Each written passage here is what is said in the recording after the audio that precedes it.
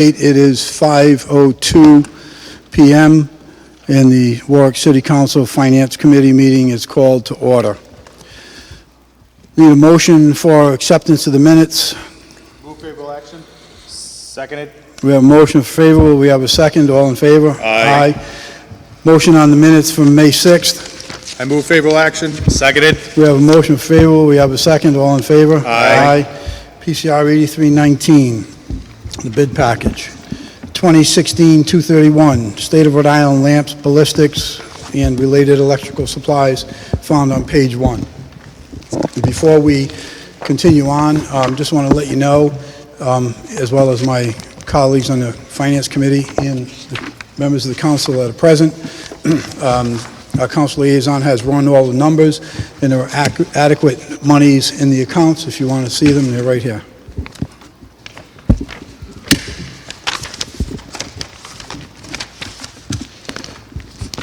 Christy, hi, go ahead. Hi, good evening. Good evening.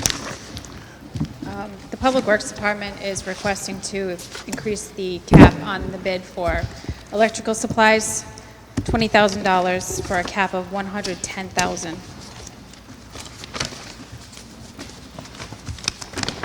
So, Christy, you're looking to increase the cap, correct? Yes. And we increased the cap in December 20,000. So, for the record, let us know why you're looking to increase it for another 20.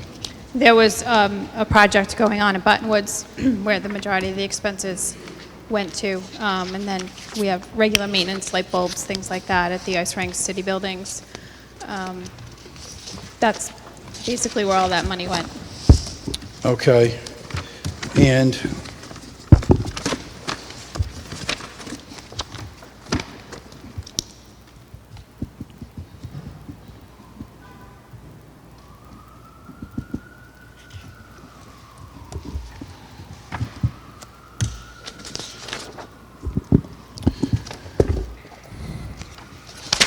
there was a transfer out of $10,000 out of this. Do you know what that was? I couldn't speak to that. I think that was done when I was out on medical leave. Okay. Any questions from members of the committee? Sir. Good evening, Christy. Do you have outstanding bills that are coming up right now? Like you mentioned Buttonwoods. I know we're continuing to We have invest in several it. outstanding purchase orders still. So this is to stay ahead of it. I'm sorry? So you're coming to raise the cap to stay ahead of it because you know you have bills that are coming. Yes, right now our available balance is $927.89. Okay, thank you. Christy, you said your available balance as of today is what? On the cap. On the cap? Not in the budget code, on the cap. Okay, okay.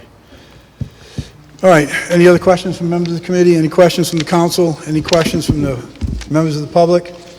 Hearing none, I need a motion. Move for favorable action. Seconded. We have a motion for favorable, we have a second, all in favor? Aye. 2018-256, found on page 213. Public Works. I'm sorry, found on page 13, sorry.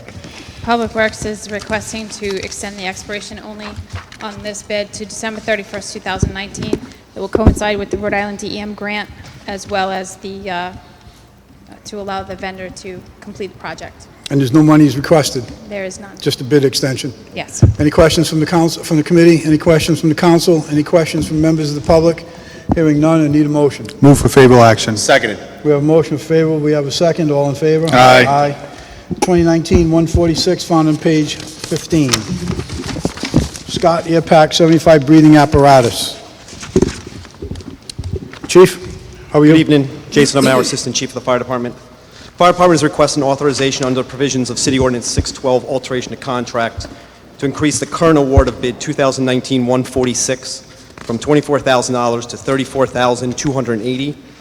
Current contract is awarded to Shipman's Fire Equipment and was already expended $23,800 of the required SCBA bottle replacements. The bid expires on October 22nd, 2019. Last year, the Fire Department was awarded a grant for a technical rescue team from the statewide Homeland Security Program. As part of that bid, the team has requested 4 Scott SKA pack supplied air respirators and bottles at a cost of $2,570 each. Cost of these units is 100% reimbursed by the grant with no co-share but requires purchase from the existing contract with Shipmans for a total of $10,280. These funds will come from Budget Code 35235, Firefighter Supplies. The contract period will remain the same. And this is going to be 100% reimbursement by the grant, no co-share on the part of the city. That's correct. So not a dime out of taxpayer pockets. That's correct. Any questions from members of the committee? Any questions from members of the council? Any questions from members of the public? Hearing none, need a motion. Move for favorable action. Seconded. We have a motion for favorable. We have a second. All in favor? Aye. Thank you. 2019-279, Fire Department dress uniforms found on page 25. Excuse me. Chief? Fire Department has reviewed bid 2019-279, Fire Department dress uniforms, badges, insignias, and nameplates. Fire Department received 2 bids, and after careful review, the Fire Department recommends the bid be awarded to the following vendor: Stillman Uniforms out of Westerly, Rhode Island. Stillman Uniforms bid the lowest price on most items. Fire Department has used this company for many years with no issues. Although a few pieces of badge hardware were slightly lower with another vendor, does not amount to a significant cost savings. We do not recommend splitting up badge hardware between vendors. This practice has been a hindrance in the past. The award will be for a period of 2 years, from 7/1/19 through 6/30 of 2021. Total award is for $15,000, which we estimate $10,000 will be used in fiscal year 20 and $5,000 in fiscal year 21. Funds will come from Budget Code 35260, which is a newly created clothing line item. The current bid expired on 5/2/19. Chief, did you say from code 35260? Correct. Our documents say 35261. So 35261 in fiscal year 20 proposed budget was split into 2 different items. One being the uniform reimbursement that we're contractually obligated to do, and in an effort for transparency, we moved the uniform, the clothing allowance for Class A uniforms that we buy for promotions into a separate line item so that we can see the separation. Okay, and also in here, there is no copy of the old contract. And that has been something that we have been asking for from the other departments, to have this information included. So I don't have any reference to go back to for the contract ending May 2nd, where this contract expired, from what I understand. So I need that document, and quite frankly, at this particular juncture we're at with contracts, I'm not sure what you're going to need or what you're not going to need in terms of uniforms and badges, insignias, etc. So I'll call for questions on my colleagues, but I personally will be making a motion to hold on this until we see the old contract and see how we're moving along on some of these other items. Any questions from members of the committee? Any questions from members of the council? Any questions from members of the public? Hearing none, I need a motion to hold until June 3rd. Motion to hold to June 3rd. Seconded. PCR 8119, 8419. We have a motion to hold until June 3rd. We have a second. All in favor? Aye. Thank you, Chief. 2019-283, BCI weapons. I'm sorry, what? June 3rd? June 3rd. They said June 2nd. No, 3rd. If I said second, you misunderstood. You heard me wrong. No, if I did say June 2nd, it should be June 3rd. PCR 8419. Thank you. Weapon storage lockers found on page 33. Major? Good evening, Lori Michaelides on behalf of the Police Department. In January, the Police Department went out to bid for 2 weapon storage lockers for the BCI evidence room. These lockers will enable our detectives to safely store the large number of weapons that our agency takes in on a regular basis. We received 1 bid from Security Tactical out of Syracuse, New York. The Police Department's recommending that this award be awarded to Security Tactical in the amount of $3,716.38. If approved, this purchase will be paid for from federal asset forfeiture, budget code 364-0400. As of this afternoon, the Colonel confirmed sufficient funds in this account to make this purchase.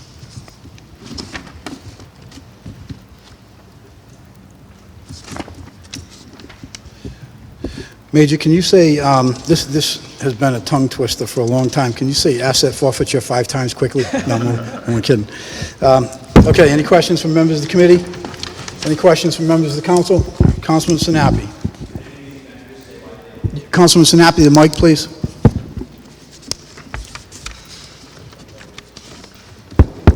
Did any of these vendors say why they didn't put a bid in? Colonel Rick Rathman, the Warwick Police Department. I can answer that, Councilman. So this is a very specific size, custom-made product. Due to the size constraints and the customization, they weren't within their capability to do it. That's why we have the single vendor. I checked with the other, at least 2. I'm waiting on a call back from a 3rd. Good question, Councilman. So, Colonel, I assume that some calls were made to these vendors? I made the calls. Good, very good, thank you. Okay, any other questions from members of the committee? Any questions from members of the public? Hearing none, I need a motion. Move for favorable action. Seconded. We have a motion for favorable, we have a second, all in favor? Aye. Aye.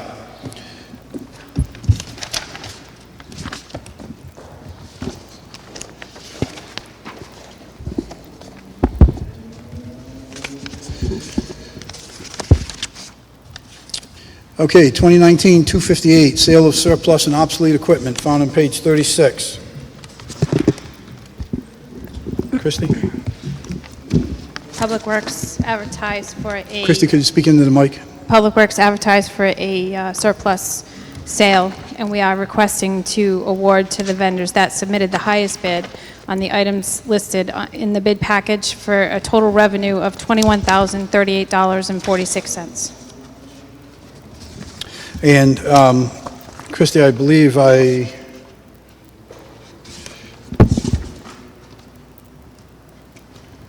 saw a Maxima and Altima added onto that list, Those were not, those did not belong to the Public Works Department. but they're on the list. They are, but they were not being awarded by this department. And this is a revenue item. I've looked at these individual recommendations that you have, 4 individual recommendations.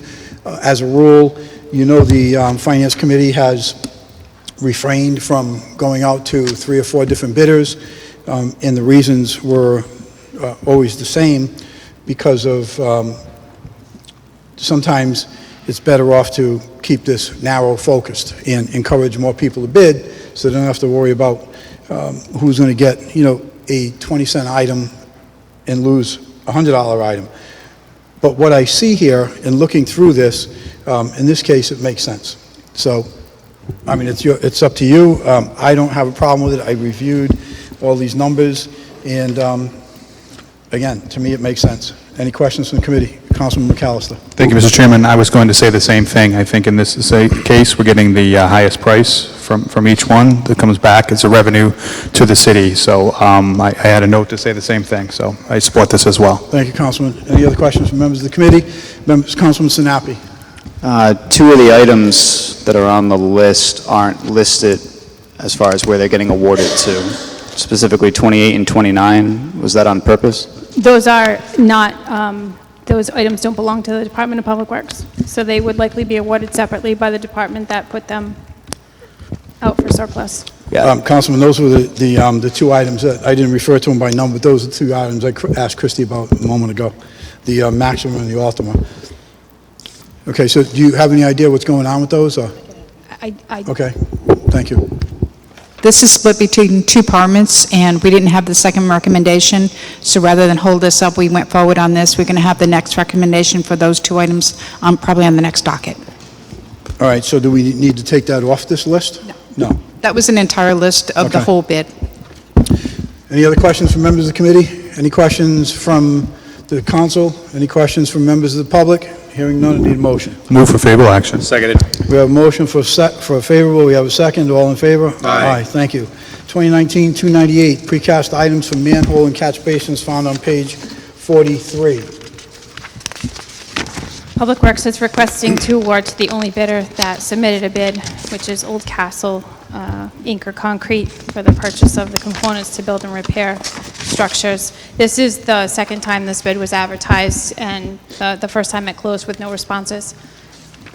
They're a local vendor. I did reach out to other vendors, actually all the vendors that were on the list, and they all had a reason for why they did not submit a bid. What were some of the reasons?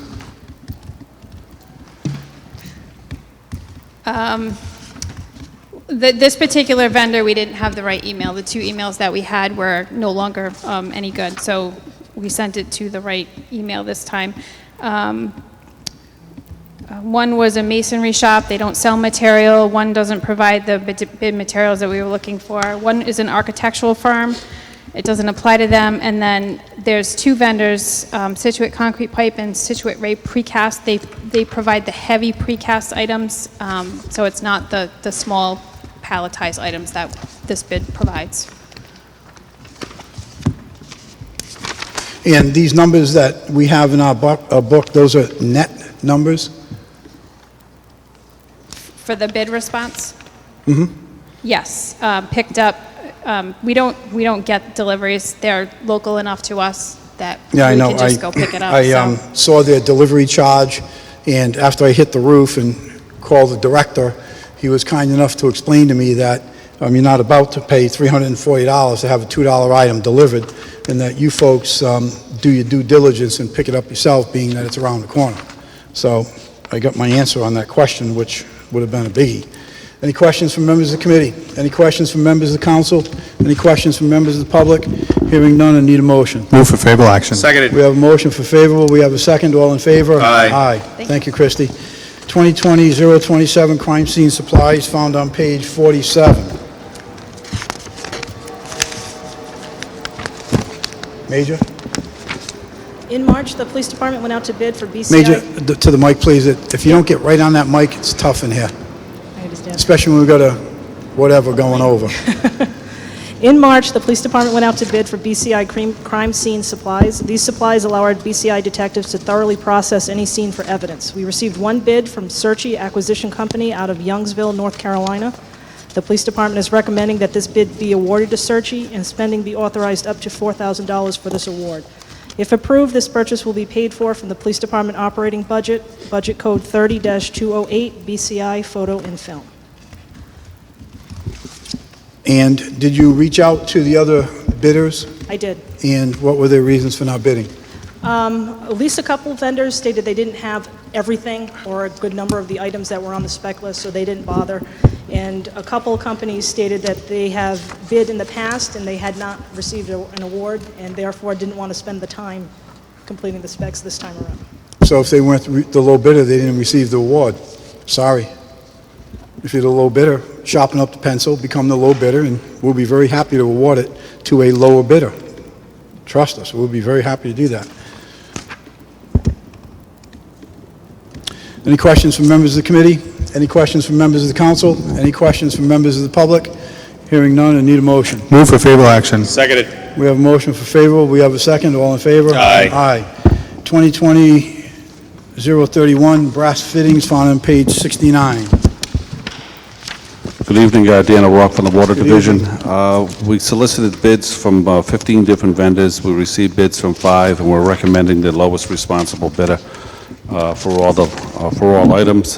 Funding, the contract period will be 7/1/2019 through 6/30/20, and it will be split between budget codes 84-363 and 84-364 in the new fiscal year for a total of $45,000. Dan, the same thing with you. You have 3 different companies on this bid I understand. request, and initially my reaction was, we're going to have to crunch this. In looking through them, the couple of items that you have requested to go to a different bidder, I see a substantial difference in the numbers for 1 or 2 items. So, once again, having said that, and sometimes you need to apply common sense to some of this stuff, I don't have a problem with these 3. It's not to say, as with the last department that was before us, that I'm changing my thoughts or vision for this city with regarding vendors and multiple bids. I'm not. But if it makes sense, then it's fine. I'm with it anyways. Particularly where one of them is a Warwick vendor, too. Correct.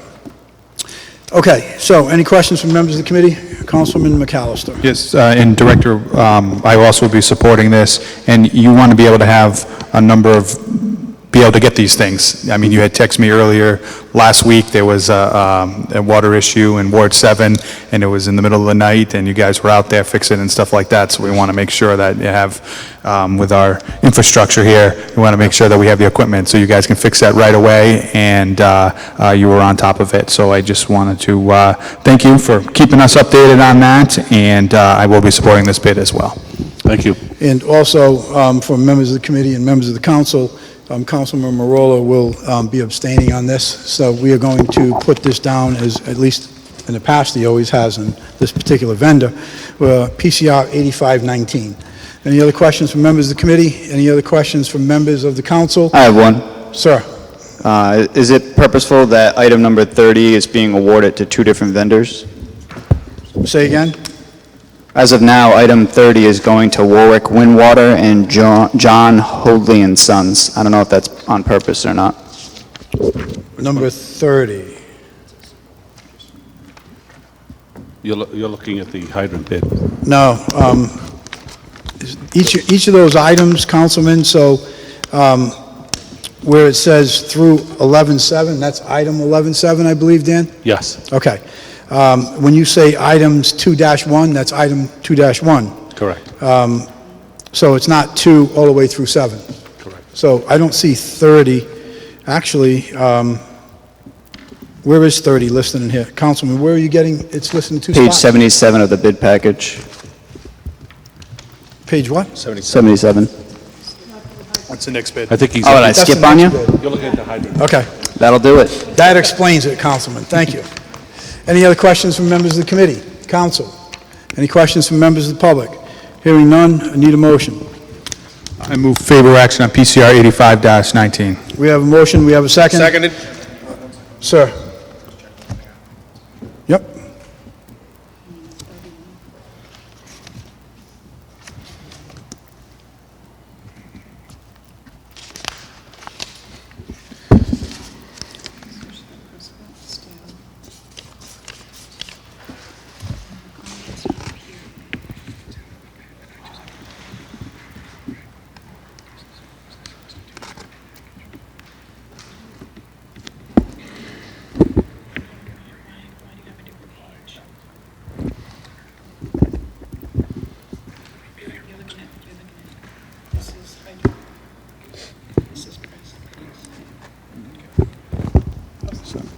Okay, thank you.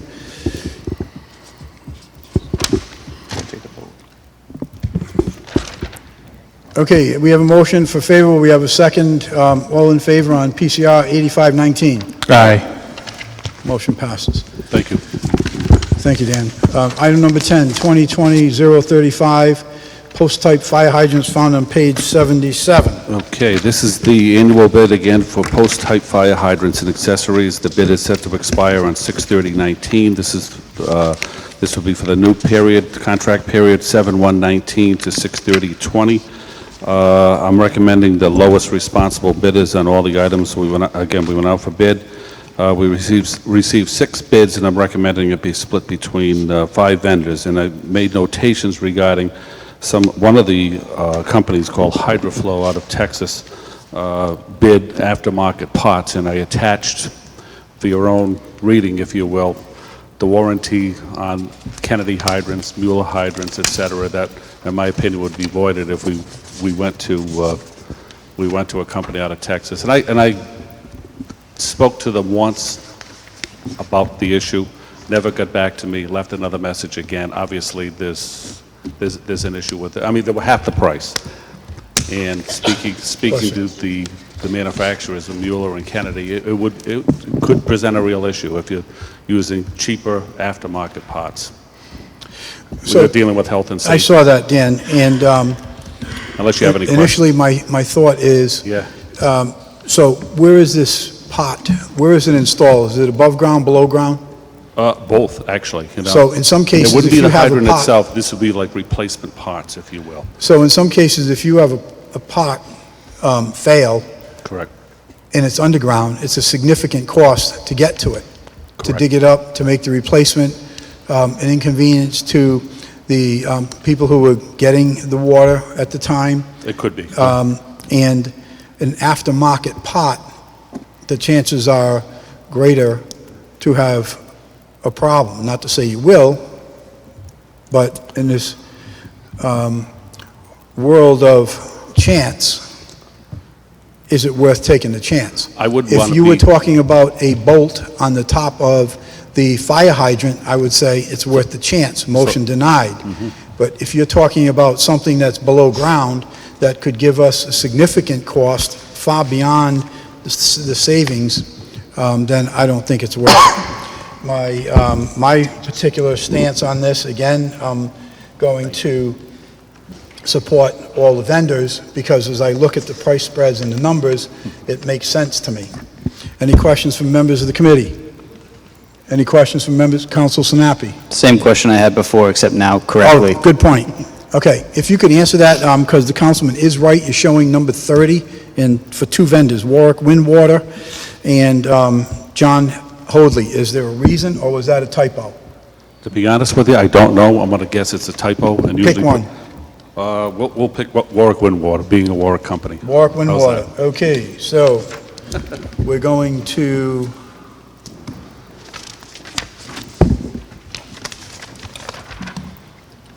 PCR 8619.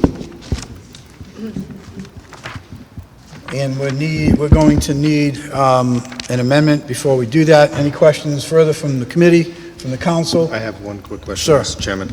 So I noticed that on the price point of those two vendors, the price is the same on that item. So, Mr. Chairman, what you're saying is we're voting on, even if the price point's the same, if the supplier doesn't have it, or would you use the other supplier as an option, or is that not allowed? I just want to clarify. It's really not allowed, because if they're not awarded the bid, you have to come back formally to the council to seek permission to go to the second lowest bidder. Well, that's okay, because you can do it with a 56.6. I'm not going to start duplicating All right. all of these items, especially when the numbers are all the same. Any other questions from members of the council? Any questions from members of the public?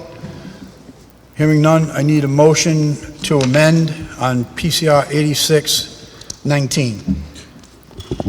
I make a motion to amend to award item number 30 to Warwick Windwater. Going to make a motion for favorable action. Second. Okay, so we have on PCR 8619, we have a motion to amend. We're going to eliminate item number 30 from John Hoadley and award that to only Warwick Windwater. That is the amendment. I need a vote on the amendment. Need a motion on the amendment. Favorable action. Seconded. We have a motion favorable. We have a second. All in favor on the Aye. amendment. I need a motion as amended. I move favorable action as amended. Seconded. We have a motion and a second as amended. All in favor? Aye. Thank you. Thank you. 2019-313, found on page 88, Emergency Services Workforce Software Management. Okay, so this is our lucky day. We get a whole bunch of you up there tonight. Found on page 88. Thank you, Mr. Chairman, honorable members of the Finance Committee. My name is William D. Pasquale, Chief of Staff, Planning Director. I present to this body of paramount initiative from Mayor Solomon. Mayor Solomon's resolute in addressing any and all issues that face this wonderful community. In this case, the mayor realized that the paper and pencil approach to scheduling and workforce management left the city and its taxpayers vulnerable to errors and made accountability difficult. To this end, Mayor instructed his administration to seek an efficient 21st century solution designed to increase productivity, accountability, and transparency. I am joined here tonight with my colleagues, Colonel Rathborn, Chief Umbahara, Chief McMichael, and Director Carlucci, to request consideration for the purchase of long-needed workforce management software for police and fire. This solution is presented by CrewSense LLC. This software will ensure accuracy in scheduling, shift swaps, tracking sick time, and attendance with automated processes. Paper and pencil accountability that has been in place for decades. This solution is instantaneous and accurate. It includes mobile apps, Google Calendar Sync, live staffing map, and improved productivity. At this point, I will turn it over to Director Colucci, and then he will turn up to a small PowerPoint presentation by both Colonel Rathbone and Chief Umberhauer. So, Chief, before you head back, so in implementing this procedure, which certainly sounds like what we need, it's going to eliminate the paper, the pencil, and the erasers. Absolutely. I think many were miffed at the use of pencils, erasers, and hand work scheduling accountability. That was probably gone when I was in elementary school. And retainability. Yes. And I think you're going to show in the PowerPoint the difference between what we have and what we've had for decades, what Mayor Solomon is bringing to the forefront in less than a year in office. How long do you think this PowerPoint's going to be? It's going to be 45 minutes, probably about 4 minutes. Thank you, Chief. See you later. Okay, do it. Good evening, Phil Carlucci, MIS Director. This is a request under City Ordinance 56-6 to award the annual service contract for emergency services workforce management software to CrewSense LLC as a sole provider of their software and as a service product, CrewSense Workforce Management, in the amount of $33,349.56. From an IT perspective, this fit all the criteria we required. It is a service. What that means for us is we have no further expenses in servers, storage, backup, disaster recovery, things that we cannot accommodate other systems at this time. That is handled by them, and they are solely responsible for it. It does interface with Munis, with our existing system, so we made sure that, and it has flex terms, meaning that we had them put into the contract that if we were to start using this and all of a sudden realized there were some licenses we didn't need, that money for the remainder of the year is refunded to us. So it is only pay as you go and pay for what you use. The breakdown is between the fire department at 212 annual licenses at $59.88 per license, per police department at 275 annual licenses, and that is at $59.88 per. There's a monthly software maintenance charge of $99 per month, and the one-time training for up to 3 days of training would be charged out at $1,000 per day. As for its need, turn this over to Chief Rathburn. Excuse me, Director, before you step away. So how many people are you anticipating on training? We're going to take, we discussed this with them, we're going to take the train-the-trainer approach. They say they can accommodate up to about 20, 24. I'm figuring if we can get a good 12 folks in key positions across key staffs to make them our go-to users, we'll be able to then disseminate. We also have the right to record any of the training. We'll be able to put together some literature for it and distribute that. So having looked at the system, used it a little bit myself, its intuitive nature, I feel very comfortable that'll be adequate training. And Director, do you have any idea how much money we have had to spend to try and recoup this information that ended up elsewhere, nowheres, somewheres? Do we have a guesstimate? Because I'm asking you the question because I've got a sense that this $33,000 investment that we're going to make will probably have already paid for itself many times over and is certainly long overdue. But I'm just curious if you have a guesstimate, or perhaps the chief may have a guesstimate. Sure, it's a great question, and it's part of the reason why Mayor Solomon, when he first took office, wanted to make sure that he went down this route. To look at 2 employees and to take paper records and convert them into a database and then analyze the database for 3 years, for instance, some $10,000 to $16,000, okay? Multiply that now by multiple employees leaving employment, and that's for 3 years. So clearly, this investment over 6 employees could pay for itself.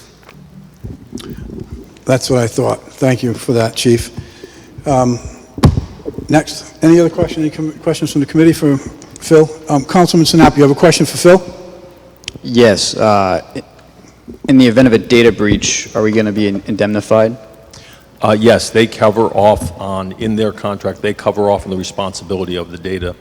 Although I'm not sure there's any PII associated with the system, I would have to go through that and look. The transfer is through a secure connection, so yes, they would be covering that. More of a concern, obviously, is the data recoverability in case of a disaster, and that they do have several locations that they back up to. Thank you, Councilman. Thank you, Phil. You going to do the PowerPoint now?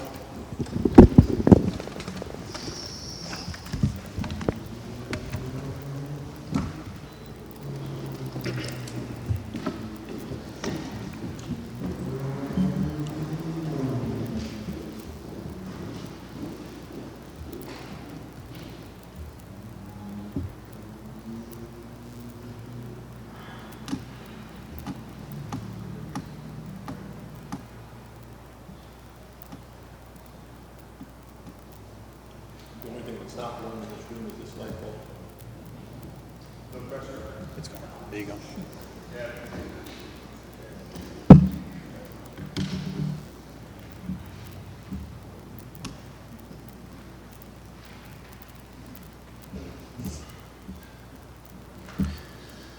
Good evening, Colonel Rick Rathman for the Police Department. Hopefully this will come in brighter for us. Just wanted to quickly highlight our current and existing practice for use of workforce scheduling, requests for time off, requests for assistance, overtime, court time, etc. So the form pictured above is a triplicate form. Some facsimile of this form has been in place for over 3 decades with the police department. It's used for overtime, comp time, furlough, vacation. There's multiple copies to go to multiple divisions within the police department and one are being filed as hard copies. Some of the errors we run into is you see there's 4 different areas with up to 4 signatures or initials, which means 4 different people are handling this form. That gives us the possibility for errors along the way just by virtue of the amount of people that are handling it. The process then requires this to be entered into what our current scheduling software, SpeedShift. 2 decades ago, this was the state-of-the-art software. We have no service contract, no support in place. If right now this ends, we are going back to a hard copy exclusively. Additionally, it's a Windows XP-based system. So when you click on the Windows side of it, you get the, sorry, we no longer support Windows XP. So obviously that's an issue as we move forward to try to make sure we can account for accuracy of the system. Perhaps most glaring is when you look at the forms. This is just the stack of forms from up to April 24th of this year. So we have another 8 months of forms that will be added just to this pile. This is handled by the Secretary, Administrative Assistant for my office, with the assistance of the Board of Public Safety Clerk, payroll. Multiple people are handling this. The efficiency of the system obviously is lagging when you're dealing with this much paperwork, not to mention printing costs of several $1,000s a year just for these forms. As a point of reference, this is last year's copy payroll. So as you can see, they're in there, and if we have to do an audit or retrieve things, whether it's a issue with pay, benefits, etc., we have to do a hand search through this file. We're able to do it, but obviously we're putting a lot of manpower hours devoted to making sure that the system works. If I need to fill a callback shift, or an officer in charge, captain or lieutenant needs to fill a callback shift, this is our system. 3 ring binders with hard copy pages that have a list of dates and times that a lieutenant or a captain spends hours sometimes going down a list till somebody finally accepts the callback. With CrewSense, this would be done through the automated system. freeing up the lieutenant and captain to actually manage the shifts, divisions, and platoons that they supervise, which has been part of my mandate since taking office and being appointed by the mayor as chief at the end of January. Additionally, this system has a capability to work the detail system. This again is a hard copy, spreadsheet, handwritten often, printed system which is placed along the building. Once we get the system up and running and use it for its full utilization for the details, we'll have the ability to get rid of the 100 to 200 printed sheets per week that we export and import for payroll purposes. Scheduling will be done through the system again to avoid errors, to make sure we're following the contract and it's efficient. Bottom line is we're using a 6-step process for detail filing from entry to the treasurer's office for payroll with all but one handwritten step. Everything else is manually printing forms. From the emergency management side of the house, the perspective was, do we have the capability to quickly utilize a workforce for mobilization? Our mobilization book is even more archaic than the 3-ring binders I showed you earlier. It requires someone sitting at a desk and physically calling people. With this system, as demonstrated by the Lawrence, Massachusetts Fire Department, emergency details or vacant posts could be filled rapidly. In the Merrimack Valley disaster of last year, they filled 100 assignments or details in 2 hours. That would take us literally days to fill. At the end of the day, I conclude before I turn it over to the fire department, this isn't about a system that's necessarily broke, but more importantly, a system that's inefficient. There's a lot of manpower hours, both on the sworn and non-sworn side, that are dedicated to filing, typing, moving, placing, and then making sure everything's accurate. We do an audit at the end of the year. This year's audit took over 90 days to complete, and there were inherent errors with the audit because of the amount of data entry and error and amount of people that are in the steps. Well, I feel comfortable that our numbers are accurate. There's a way to make it more efficient and that we actually pay our people to do the police work and administrative tasks that they have signed on to do. Thank you.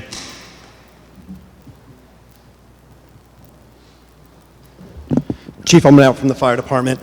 Many of the challenges of the fire department are the same as the police department, so I'll try to make it quick and not reiterate a lot of the same challenges that Colonel Rathbun already mentioned.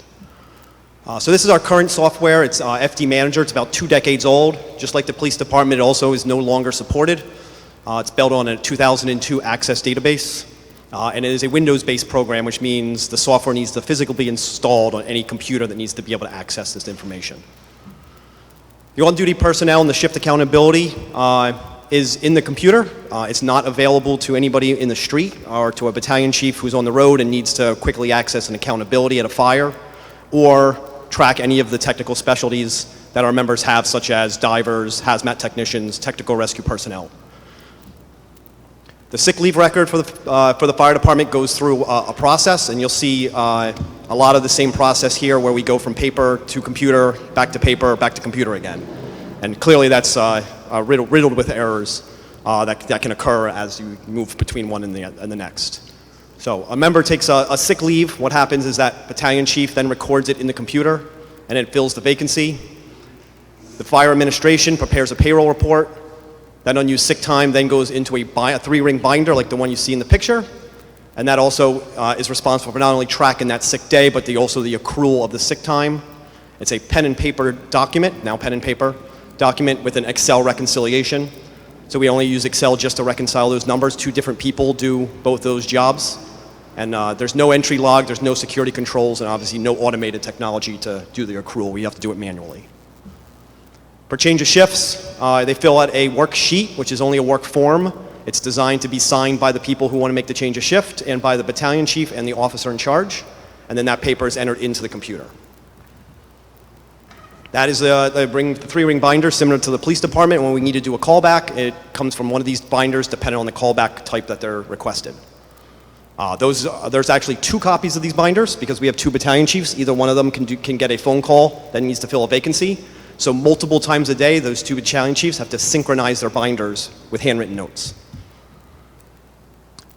So again, there's the synchronization. There's another set of binders across the other side of the city with the other battalion chief.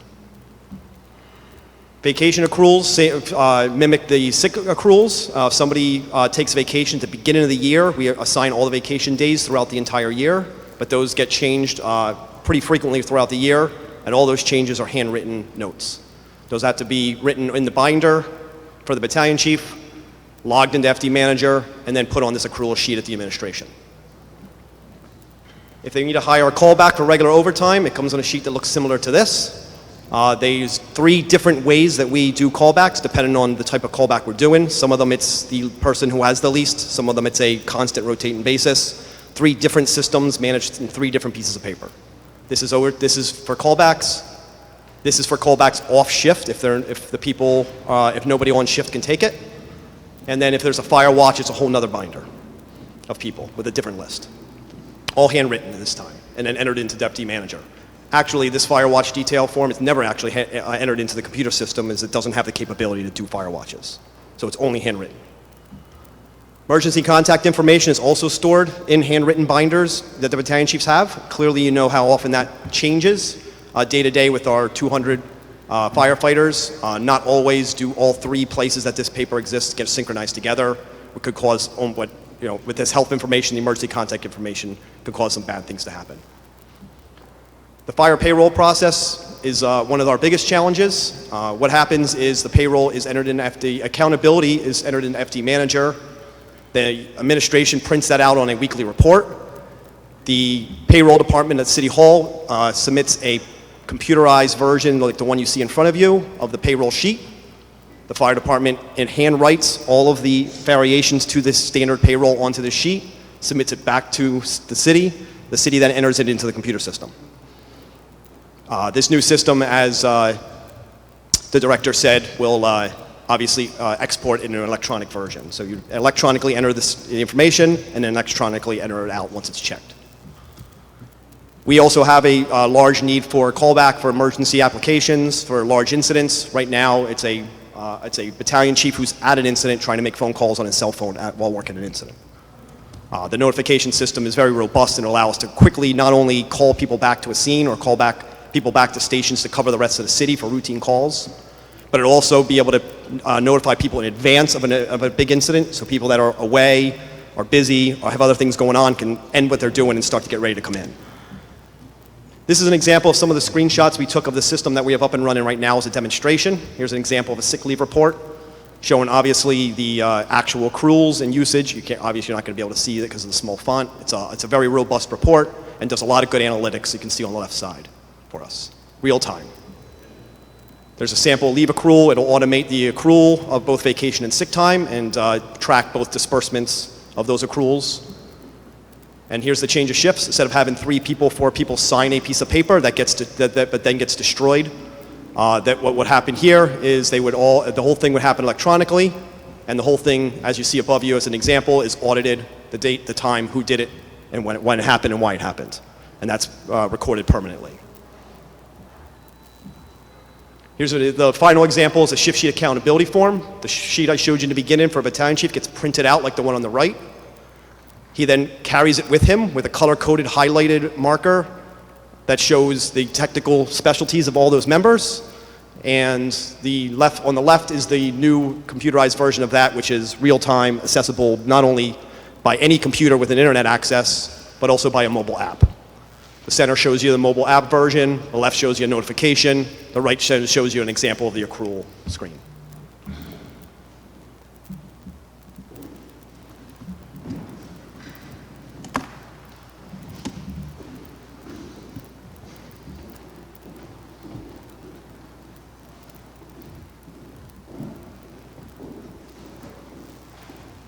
These guys are looking mad.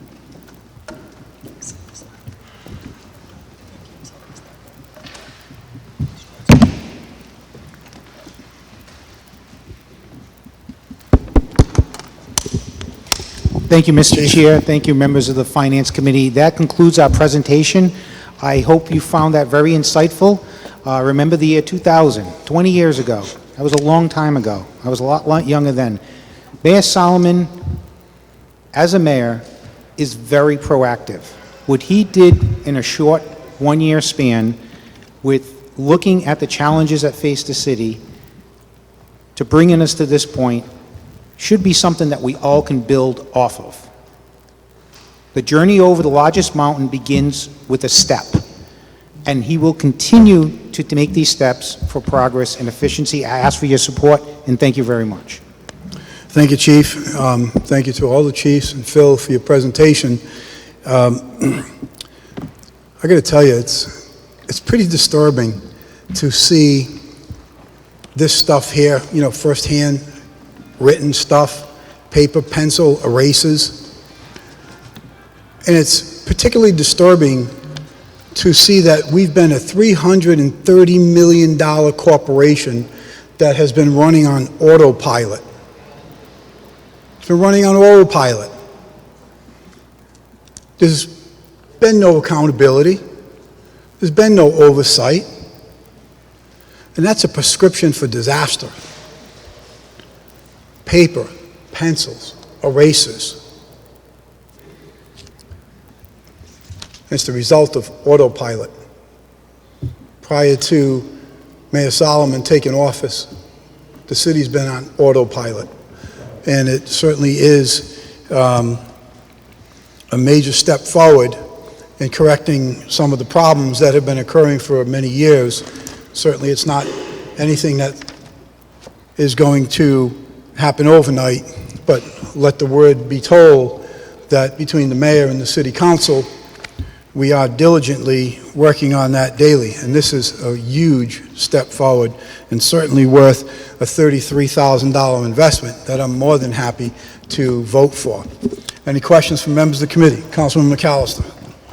Thank you very much, and I also want to commend the administration for bringing this. This is something that, is very necessary, and I see that this is going to save, not only is it going to help eliminate mistakes and stuff like that, but the chief mentioned, printing costs, just printing costs, but also it's going to free up firefighters and police officers. They're not going to have to be doing this. You had to link the books together, I think the fire chief said, to make sure each day, a couple of times a day, to make sure that they balanced off. This is going to free up so they can be out in the community and serving our public. So this is an outstanding investment in our city. My comment was, and I know the chairman had mentioned it, and it was mentioned, but I do want to make sure that we have a number of people cross-training on this. I believe you have a plan for that, that's not only go into the training classes, you had also mentioned you can record the classes as well, and then those people can come back and train more people, so we can keep it flowing, keep it moving around, so if there's a retirement or something like that, we're not stuck. So I appreciate that you also have that plan as well. So thank you very much, and I look forward to supporting this. Thank you, Councilman. Any other questions from members of the committee? Any questions from members of the council? Councilwoman Travis. I have a comment, not a question. Basically, I want to thank them for the presentation. It's an eye-opener. You hear about it, they do everything on paper, but until you see all those forms and all the things that's being done, it's really an eye-opener, and it's way too late now, but at least we're starting somewhere, but it's long overdue. So I want to thank you for the presentation. You did a great job. Thank you. Thank you, Councilwoman. Any other questions from members of the council? Any questions from members of the public? Hearing none, I need a motion. Move for favorable action. Seconded. We have a motion for favorable. We have a second. All in favor? Aye. Aye. Thank you. Thank you, gentlemen. 12, item number 12, 2020-044, in-case software maintenance upgrades, found on page 103. Major? The police department is seeking an exception to bid and authorization to renew our subscription to a forensic software program called NCASE. This software is widely used by law enforcement throughout the country and is endorsed by the National White Collar Crime Center.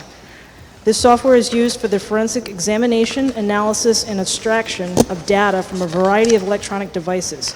We use this software every time there is an investigation involving a computer, an iPad, a tablet, or a smartphone. The total cost for the security keys and the maintenance upgrades is $2,990.57. This contract is for a one-year term. It will commence on August 22nd, 2019 through August 21st, 2020. If approved, this purchase will come from the Police Department's operating budget, Code 30-340, Service Contracts.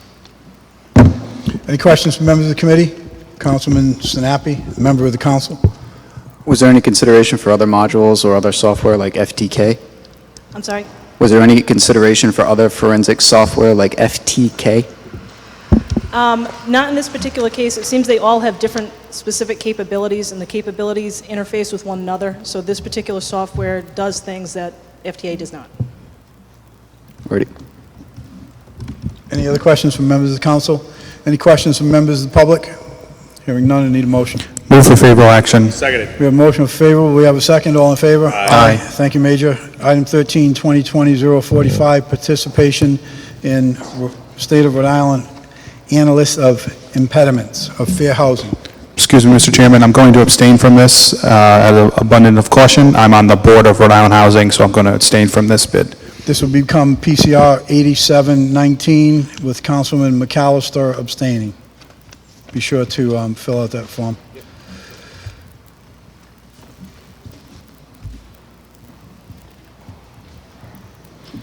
Good evening, Bill Facenti, Community Development Office. I'm here tonight to ask that the City of Warwick be allowed to participate in the State of Rhode Island Regional Analysis to Impediments to Fair Housing. Every 5 years, the City of Warwick, as part of their CDBG entitlement, is required to do a consolidated plan, and as part of that is an analysis of impediments to fair housing. The last time we went out to bid for this service was in 2011, and the bids came in between $3,500 and $5,000 for the amendment. The 5 years before, the state of Rhode Island actually picked up the tab and did their first regional analysis. This year, they went out to bid, and they're asking the cities, the entitlement communities, there are 6 of them, to participate in that regional analysis because of the size of the state. I've asked that the council award a $5,000 maximum cost to participate in this regional analysis. I checked with my counterparts, and the only one that has actually gone out to bid for this service recently was the city of Pawtucket, who's contributing $5,000 as well. They received one bid from I believe it was a Minnesota company. Their bid was $29,775. The overall bid that the state of Rhode Island received was $35,000. So I think it's an investment, a wise investment. Like I said, the last time we went out to bid was in 2011. It was between $3,500 and $5,000, so prices have gone up considerably. And again, this is a requirement. It is federally required. Okay. And if we don't do it, we lose what? We potentially lose our CDBG funds. Okay. And the state has asked us to participate? Yes, the state participated in a bid through Rhode Island Housing. Rhode Island Housing handled the bid for the state because they handle some of the home funds. So they have to do a plan as well. So they asked, they solicited bids. They received 12 responses. 10 of them were deemed to meet the qualifications. The Office of Housing and Community Development with the state and Rhode Island Housing then solicited costs from for 4 qualified vendors. So Rhode Island Housing is participating, the state of Rhode Island is participating. It's required for all of the communities in the state. So I think you said the state has requested that about 6 communities kick in on this. So what's the matter with the other 33 communities? Why don't they they're have under to the kick small in? cities program. They don't receive CDBG funds like the 6 I see. entitlement communities, so it would be coming out of their general funds. Okay. The state of Rhode Island gets a pot of money like the city of Warwick does to disperse to the other 33 cities and towns. So is there only 6 communities in the state that do receive CDBG? Yes. Only 6? Yeah. And that's why the state has been so kind to ask us to kick in? Well, they've asked us because we participated last year. Sure, Yes. right. So. Okay. I'll have to remember that request. What's that? I'll have to remember that request. Okay. I know, I kind of have a feeling at some point maybe we'll make our own request. Any questions from members of the committee? Any questions from members of the council? Any questions from members of the public? Hearing none, I need a motion. Move for favorable action. We have a motion for favorable on PCR 8719. I'll second it. All in favor? Aye. Aye. Let the record show we have 2 yeas and 1 abstention.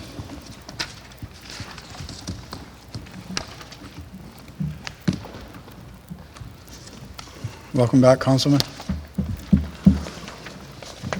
I said, welcome back.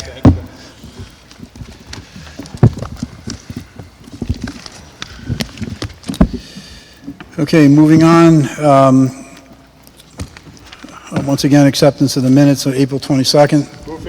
Seconded. We have motion favorable, we have a second, all in favor? Aye. Aye. Motion on May 6th minutes. Seconded. Motion second, all in favor? Aye. And PCR 8319. Moving on to bid number PCR 9417. We're going to hold until, I think I want to hold that till June 3rd.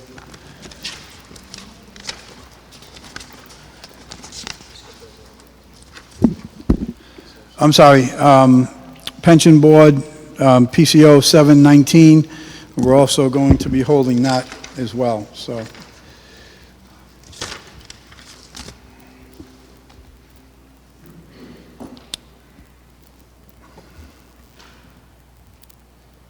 Hold it June 17th. 7-19. PCO 7-19. PCO 7-19, a motion to hold till June 17th. Seconded. Second. All in favor? Aye. Thank you.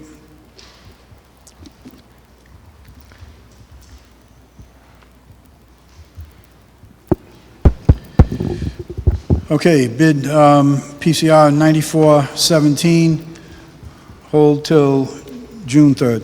Need a motion. Motion to hold to June 3rd. Seconded. We have a motion to hold till June 3rd. We have a second. All in favor? Aye. Aye. Thank you.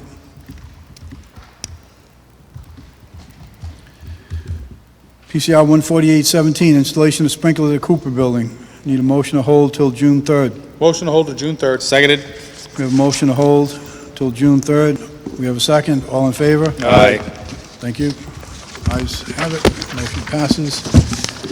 PCR 5719, radio system maintenance and repair service for infrastructure.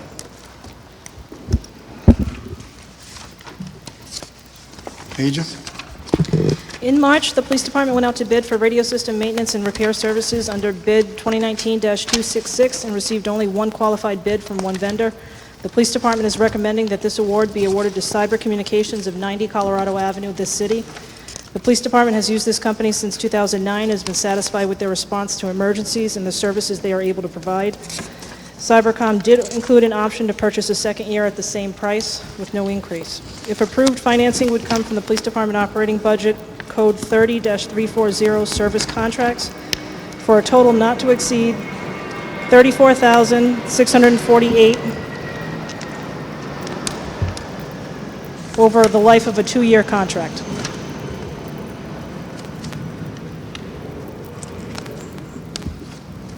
What was that amount, Major? The last part, The amount that you just said? $34,648. All right.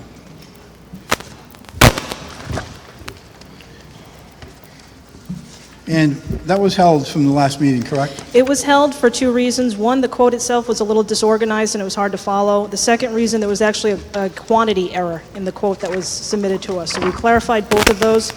The quote is a little bit more organized, and I got clarification on the quantity error. If you look at the actual quote, we had spec'd out for 5 console positions at a cost of $74.50 each for the maintenance on those. The yearly cost was $3,576. They were wrong. They made an error with that. We wanted 5. They gave us a quote for 4. So what they did is they adjusted the monthly cost down to $59.60 to account for that one quantity difference. So the annual total of $35.76 would stay the same. 5960, you said? Yes. And was that the only correction?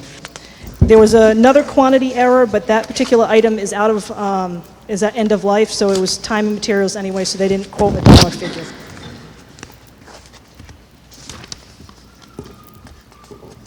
And the bid amount stays the same? That's correct. 34,648.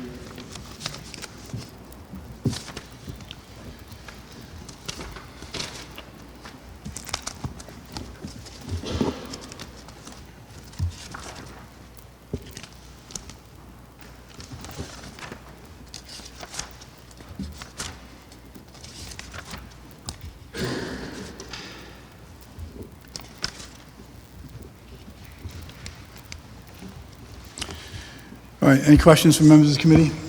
Any questions from members of the council? Any questions from members of the public? Hearing none, I need a motion. Move for favorable action. Seconded. We have a motion for favor, we have a second, all in favor? Aye. PCR 5919, formerly 2019-277, fire apparatus repair.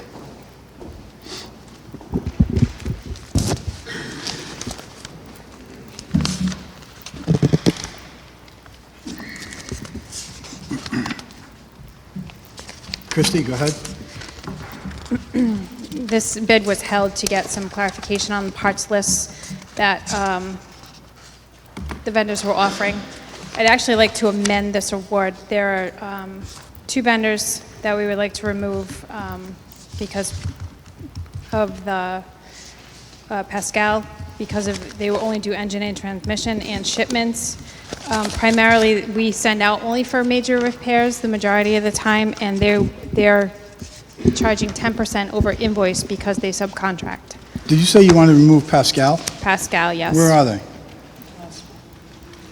Oh, okay, DBA. Okay, Yes. so you want to take them out, Christie, and who else? Shipments, Okay, I'm sorry I interrupted. Tell me again why you want to remove them? well, primarily with these vehicles, if we send them out, it's because it's a major repair, and they're charging 10% over invoice, and they subcontract, which is not, it doesn't make sense for the city to pay that So we're kind. paying a premium because they subcontract? Correct. Because they can't do it in-house? Right. So we'd like to remove them, and CNS, because I've called them several times, and I spoke to their service department. They were supposed to get me the list, I never received the list, so, And I believe this was also an item that you were going to send us the list prices on? yes, I emailed. Which you did? I did, yes. Yes, correct. Okay, so thank you for that. We need to see those list prices. I have no problem if you have issues with those vendors. Any questions from members of the committee? Any questions from members of the council? Any questions from members of the public? So we are going to make an amendment on this. Councilman McAllister? Yep, I'm going to make an amendment to eliminate Shipman's Fire, C&S Specialty, and Truck Pro from the bid. Seconded. Okay, we have a motion, we have a second. All in favor? Aye. Move on the amendment. Then I move favorable action as amended. Seconded. We have a motion, we have a second on the amendment. All in favor? Aye. As amended. Thank you. Thank you. Thank you, Christie.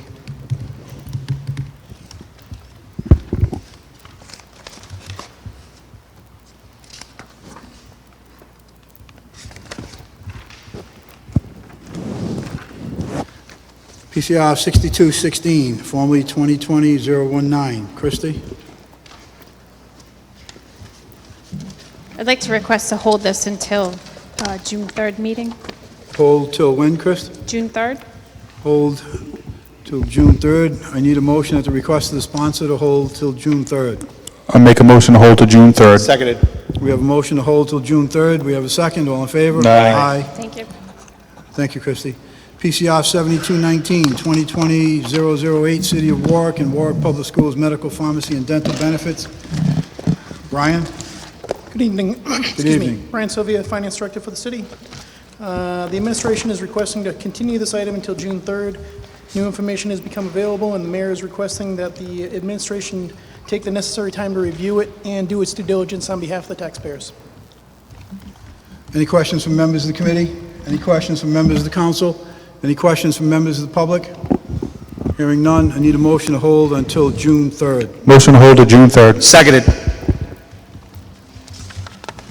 We have a motion to hold We have a second, all in favor? Aye. Thank you, Brian. Thank you. PCR 7819, resolution relative to transfers, supplemental appropriations.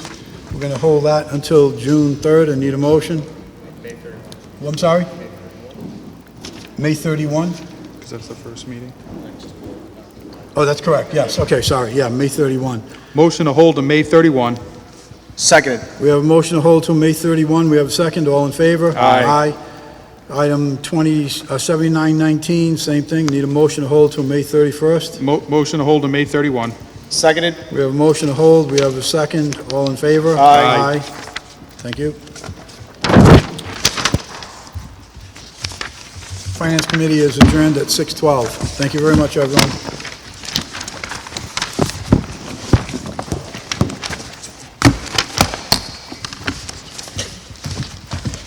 Right in the HEW? Sure. Good to go for HEW? Yep.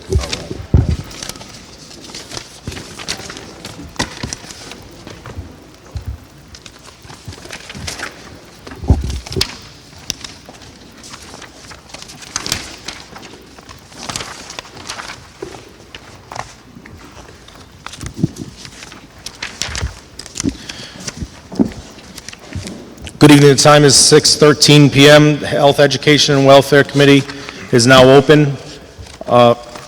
Acceptance for the minutes for the committee meeting held on April 22nd. May I have a motion? Make a motion, favorable action. Second. Made, seconded. All those in favor? Aye. For motion for acceptance of minutes for May 6th. Make a motion to accept. Second. Made, seconded. All those in favor? Aye. Item number 1, PCO 3-18, Rocky Point, ordinance to protect the rights of private property owners. Hold Councilman June Lattiser. Motion made to hold till June 3rd. Second. Motion made, seconded. All those in favor? Aye. Aye. PCR 21-19, a resolution relative to Educational Outreach Committee. Councilman Lattiser. Make a motion to hold till June 3rd. Second.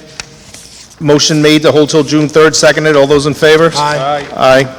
The time is now 6:14. Health, Education, and Welfare is closed.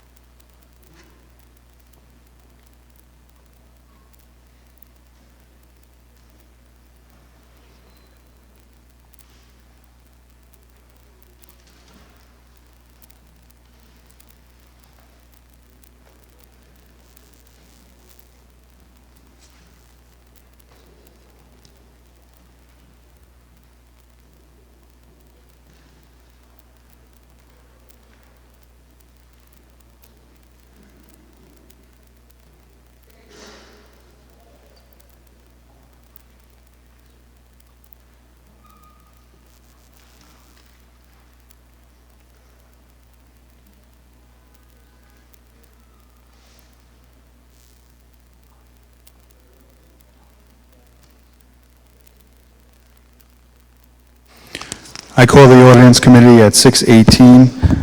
First up is acceptance of the minutes from the April 22nd meeting. So moved. Second. Move favorable in second. All those in favor? Aye. We need a motion on the May 6th acceptance of the minutes. So moved. Second. Move favorable in second. All those in favor? Aye. Thank you. First off is PCO 18-15, Neighborhood Improvement Program, an ordinance that will make landlords responsible for the cost of pickup debris left on the street by tenants. This is Councilman Lattiser and Councilwoman Travis. It's not drafted. The sponsor would like us to hold June 3rd. So moved. It's been moved. Do I have a second? Second. Okay, it's been moved in second. All those in favor? Aye. Second up is PCO 10-19, an ordinance in regards to water discharge. This is also not drafted. Councilman Lattiser?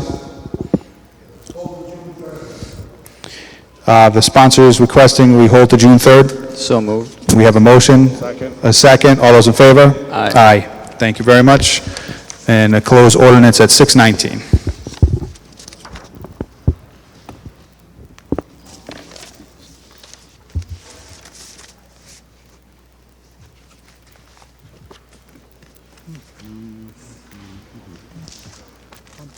I'm not coming June 3rd.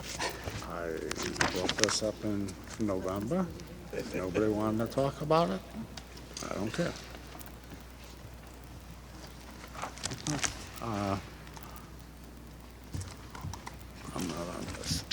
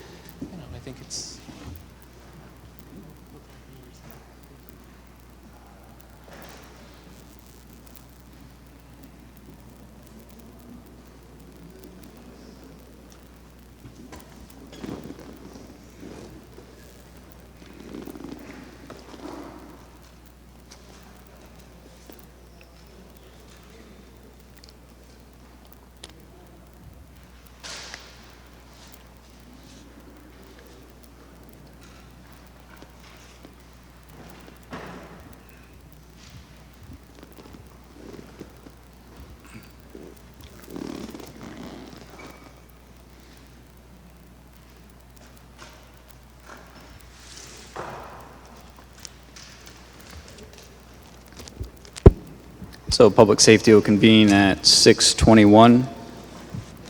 First order of business, acceptance of minutes from the April 22nd, 2019 meeting. Motion to accept. Seconded. All in favor? Aye. And then acceptance of minutes from the May 6th, 2019 meeting. Move to accept. Seconded. All in favor? Aye. Aye. Next, we have PCO-11-19, amendment to the ordinance relative to parking on Herff Jones Way. Councilman Ricks. Request to hold to June 3rd. Motion to hold till June 3rd. Second it. All in favor? Aye. Next, we have PCR 75-19, claim by Ryan Cabral.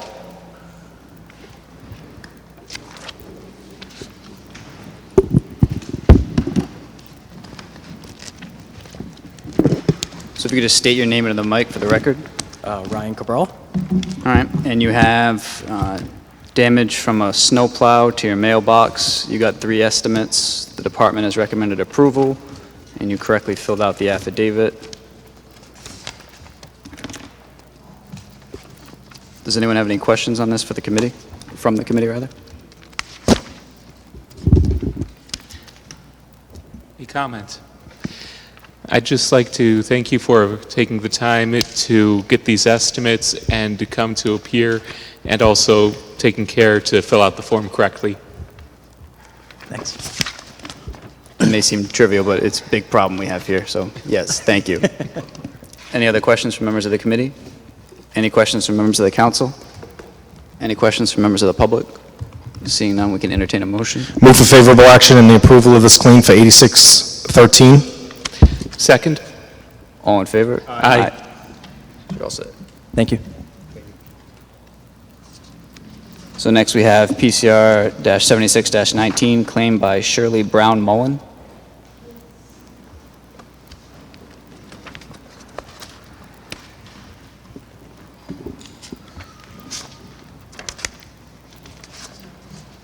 If you can just state your name and the mic, please. It's Shirley Brown Mullen.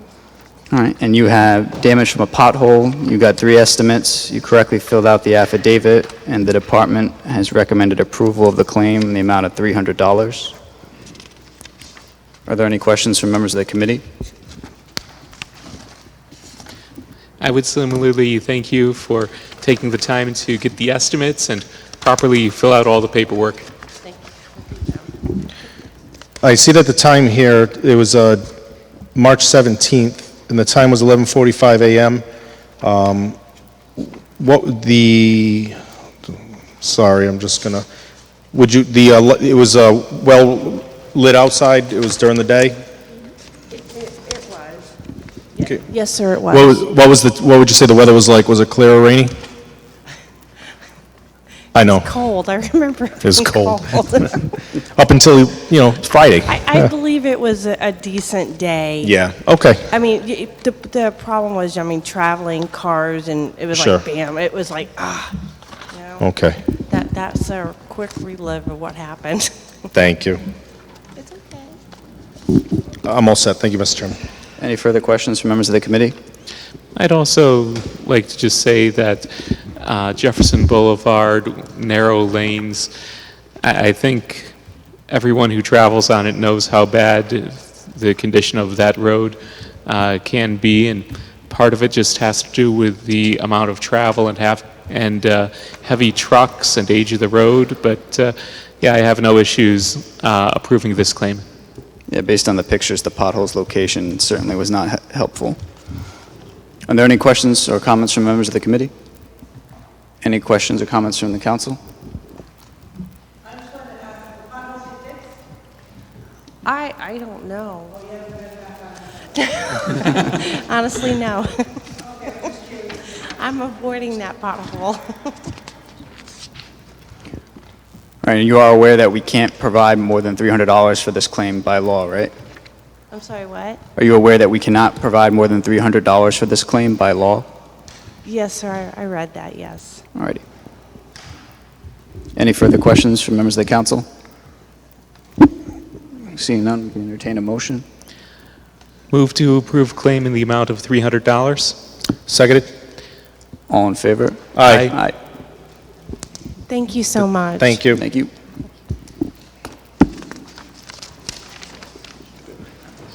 Yeah, no, this one is, It's 26. All right, so with that being said, public safety concludes at 6:27. Oh.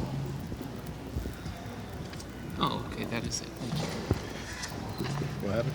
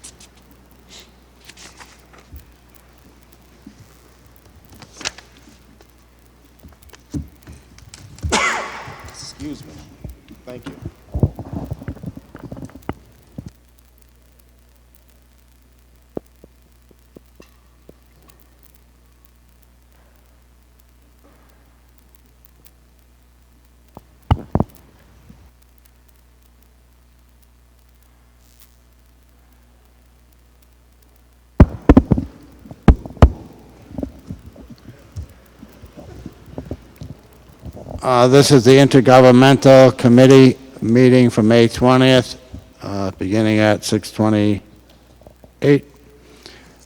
The first item on the agenda are acceptance of minutes from April 22nd, 2019. Move for favorable action? All in favor? Aye.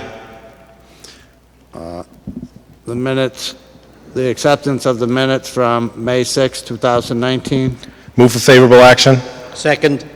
All in favor? Aye. Aye. One item on the agenda is PCR-9-19, a resolution requesting that the Rhode Island Airport Corporation consider additional factors in its 2019 14 CFR Part 150 noise study. It's not drafted. Councilman Ricks? Request hold to June 3rd. Per request of the sponsor, motion to hold till June 3rd? Second. All in favor? Aye. That brings the committee meeting to an end. It is 6:30.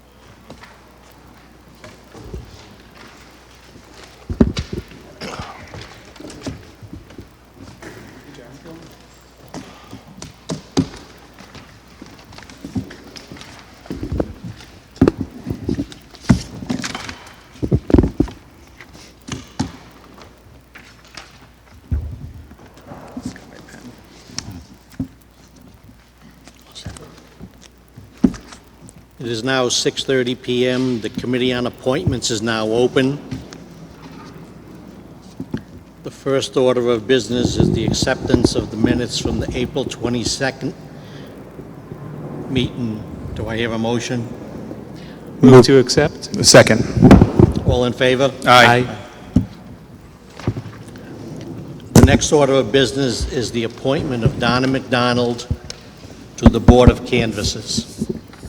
Excuse me, Mr. Chair. Mr. Chair, could you talk a little closer into the mic? We have a hard time hearing on this side. Thank you. Donna McDonald.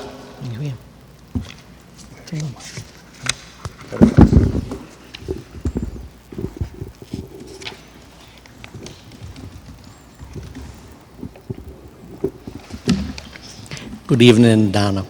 Good evening, Councilman. I would like to say that I've known Donna for many years, and I would think she would be an excellent addition to the Board of Canvassers. And I want to thank her very much for volunteering to come forward and serve in this capacity. And any other comments from the committee? Thank you very much for agreeing to serve on this board. It's a very important board, as you know, and we appreciate people that give up their time to contribute to our community. You've done that for as long as I've known you, and many years before that, I'm sure, as well. And I just want to thank you again for coming here and serving in the city of Warwick. Thank you. Councilman. Any other comments from the committee? Similarly, I'd like to thank you for stepping up, and I have all confidence that you will do an excellent job. Thank you. Thank you, Councilman. Councilman. Any comments from the council? Yes. I had a comment too. Okay, thank you, Mr. Chairman. Welcome back. Thank you. Donna, it really is a pleasure to vote for you in support of this appointment. I go back to my first year when I was campaigning for office. You were just incredibly helpful, as were your staff, for all of the issues that we needed, for getting us the documentation, for showing us the routines, et cetera, et cetera. to dealing with issues from time to time that were occurring at the voting polls with a little disorganization, let's say. And once again, you were right there. You were always there. And I, for one, am very glad to see you back there, working with your colleagues once again. Thank you. Councilwoman Travis? I'm also, want to echo everything Councilman Lattiser said. I've been with Donna from the beginning. She's been fair for everybody. She's there. She's helpful. She understands inside, outside, backwards, anything you want to know about the Board of Canvassers. She's such an asset to the city of Warwick, and I welcome you back, and we missed you. Thank you, Councilwoman. Councilman? Mr. President? Yes. Donna, not everybody knows your experience. So, do you have any experience with the Board of Canvassers? Could you just tell us a little bit about it so everybody would know why we're choosing you? I was in the office for 15 years. What? I was in the office for 15 years, the last 3 years director. So. Okay. So, just so we understand, you were in the office of the Board of Canvassers. Yes. And for 15 years, the last 3 as the director of the Board of Canvassers. And now you're retired, but you're getting appointed to a position as one of the Board of Canvassers who select and run that office through their different appointments. Correct. And as many of the council members have always said, you were always very helpful and courteous to all of us, and I know other candidates as well. And we welcome a person on the board that was actually running that office to give input to others on the board that may not know as much. And I also thank you for volunteering. Thank you. Councilman Howe? Thank you, Mr. Chairman. I'd just like to echo what everyone said. I've personally worked with Donna, sought your advice on many a times, and your integrity and the knowledge you bring to the city and the historical, what you can bring to the city from your experience is invaluable. So I want to thank you also. Join all my colleagues in thanking you for jumping back on and doing this. Thank you. Thank you, Councilman. Any more comments from the council? Comments from the public? Hearing none, do I hear a motion? Move for favorable action. Second. All in favor? Aye. Thank you. Thank you.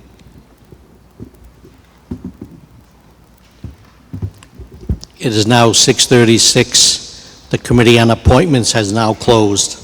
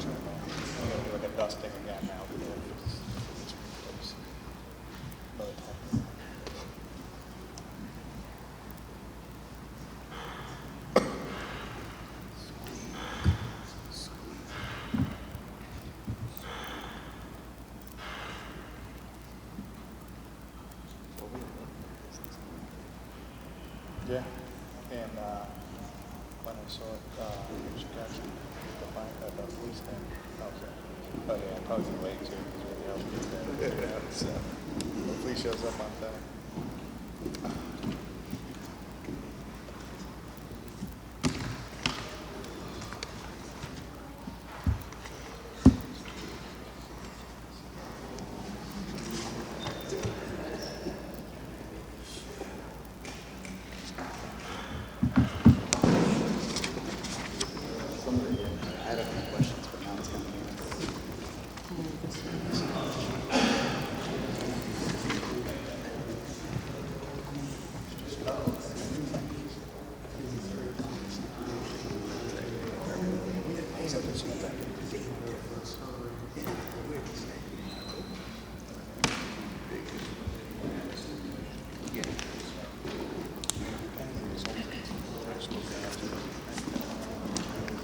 Especially when they recommend that higher.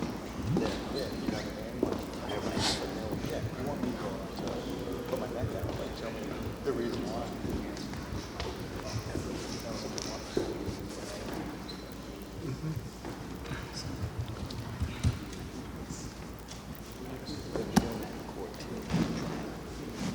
Oh, it's coming in no, it's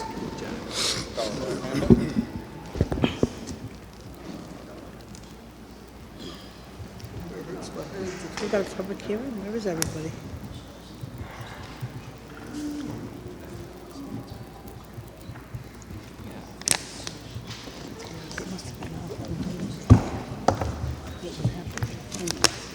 Before they come. But we got the 15 minutes, yeah. Of course.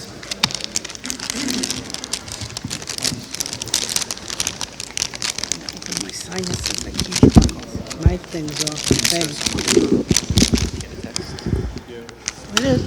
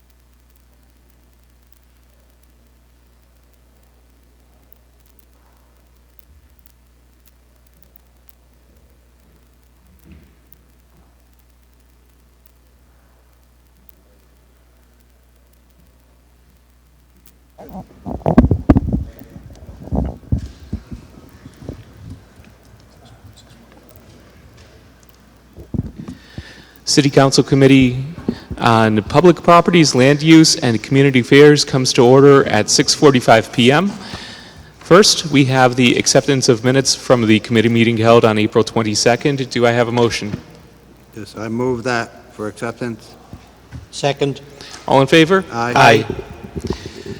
First and only item on the agenda, PCO 9-19, an ordinance amending the zoning of the City of Warwick, 623 Post Road, James Donnellan petitioner. I would request a motion to refer to the council floor for public hearing, first passage. I would move that we move this to the floor before the council for a public hearing. Second. All in favor? Aye. The time is 6:46. The City Council Committee on Public Properties, Land Use, and Community Affairs hereby adjourns.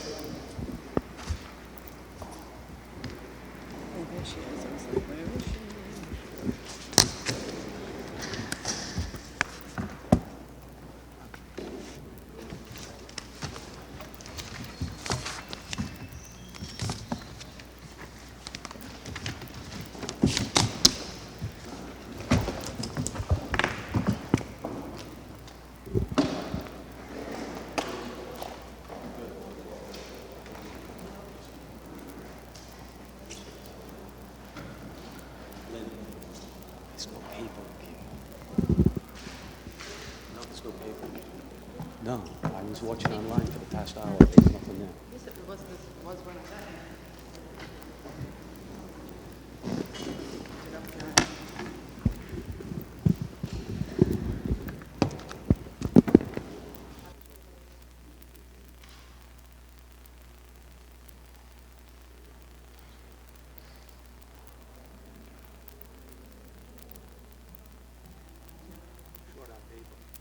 No, it was dated and everything, all filled out, so don't stop. Don't give me any trouble. I don't have a pen because someone took my pen. I'm only teaching. I can charge for this stuff by the letter. What's the date today? 18? No, 20. Duh.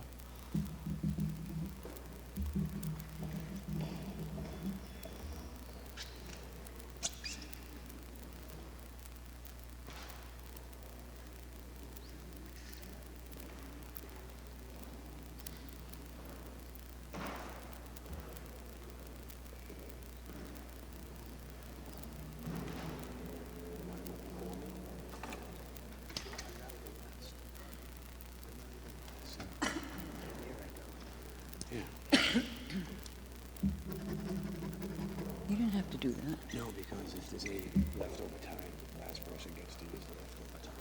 Oh, really? How long do they give you? So you get 15 minutes, right? Mhm. If there's 2 people, you get 7.5. If there's 3 people, it's 5. If there's 5 people, it's 3. Are you a veteran? Am I right? Oh. What I have to say concerns a veteran staff. How much time do you think you're gonna need? Well, it depends on if they listen. You're online. Come on.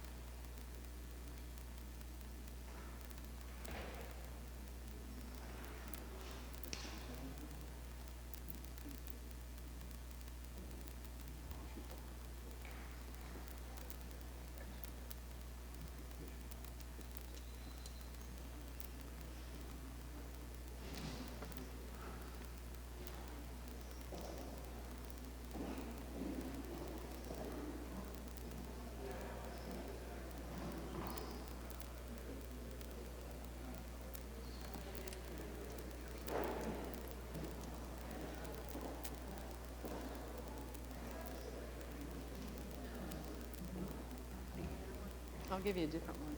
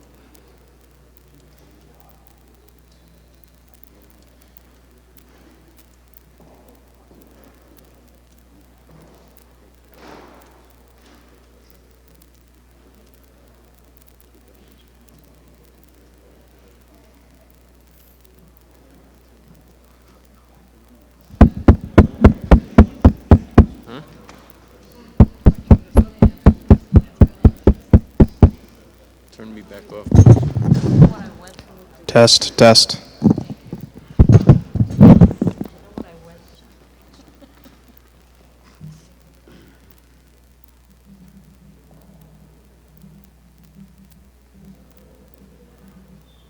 That's unbelievable.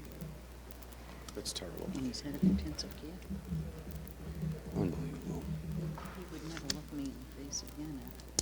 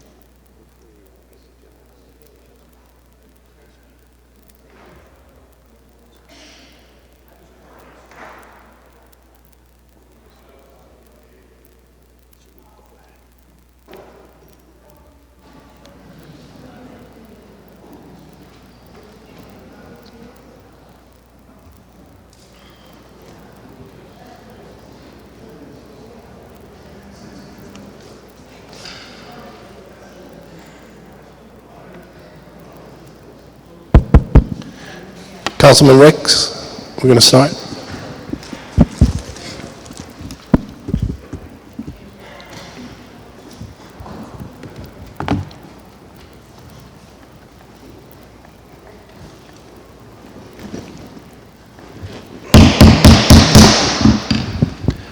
The council will come to order, and the clerk will call the roll. Here. Here. Here. Here. Here. If Councilman Ricks could lead us in the salute to the flag. Councilman Ricks, if you could lead us.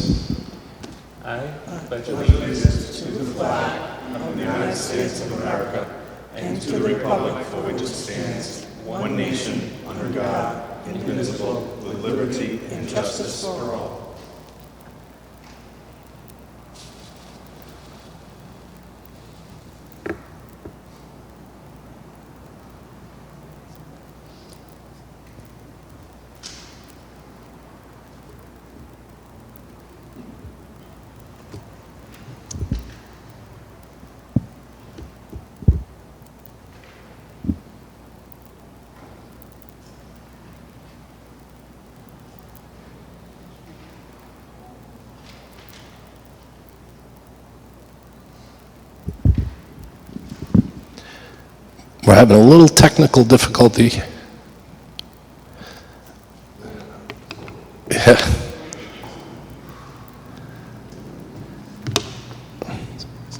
Lynn, why don't we dispense with the Pledge of Allegiance on that? Out of luck, okay. If everybody could have their seat. Sorry about the technical difficulties with the national anthem.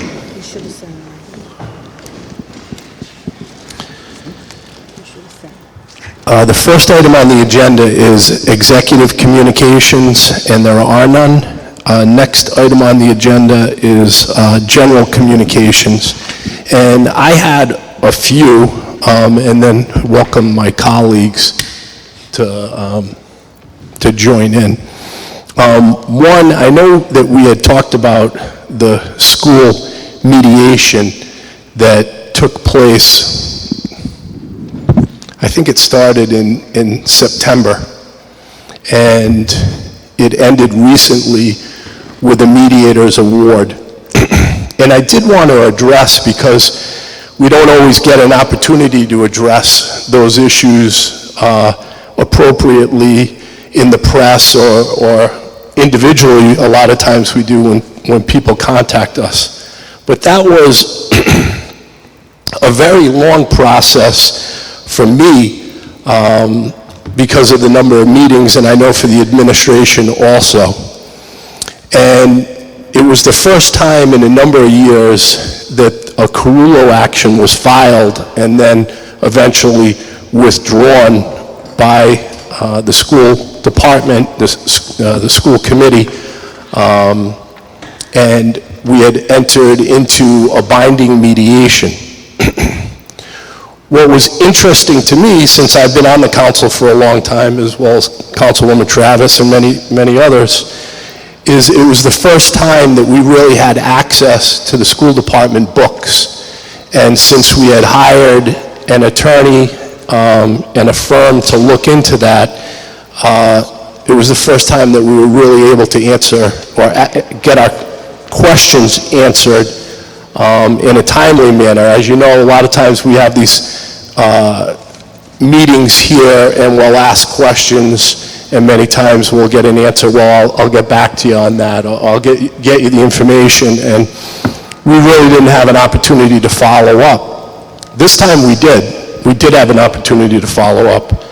And what we learned, from my perspective, and I only speak for myself, to me was shocking what was happening in particular with the pensions and the overpayments in the pensions. And a lot of people say, well, that's good that you pay your pensions.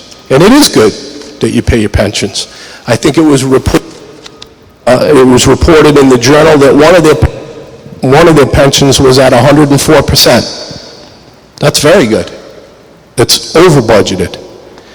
And what was disconcerting was that when we sat there and analyzed it more, that during the bathrooms were not getting washed, and kids and parents and staff were having to raise money for plays and after-school activities, and we were getting calls to donate money ourselves.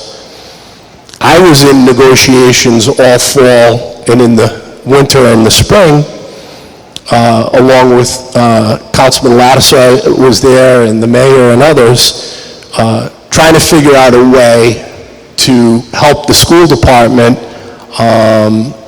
figure out what the issue was.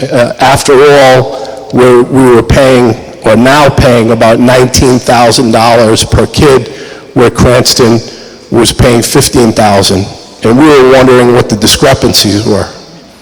And so we started to examine that. We also took into consideration that this council approved, after the bond referendum that I had sponsored in 2006, that was frozen by the previous administration for, I believe it was 6 years, we finally approved the bond referendum for $40 million, and we released 6 of that to this year to the school committee. What gets me concerned is when I hear people talk about the fact that, well, we have to examine the city side of the budget. And I'm sure in the budget meetings and other comments, we're going to hear about that, and I'll address those issues in a minute. But when I specifically talk about the schools, I don't think that anybody can say that I haven't been an advocate for the schools. I think over the time that I've been here, I have. And last year, we gave them an additional $1.5 million, even though they had closed 3 schools and had the accompanying layoffs, if you will, of teachers and staff.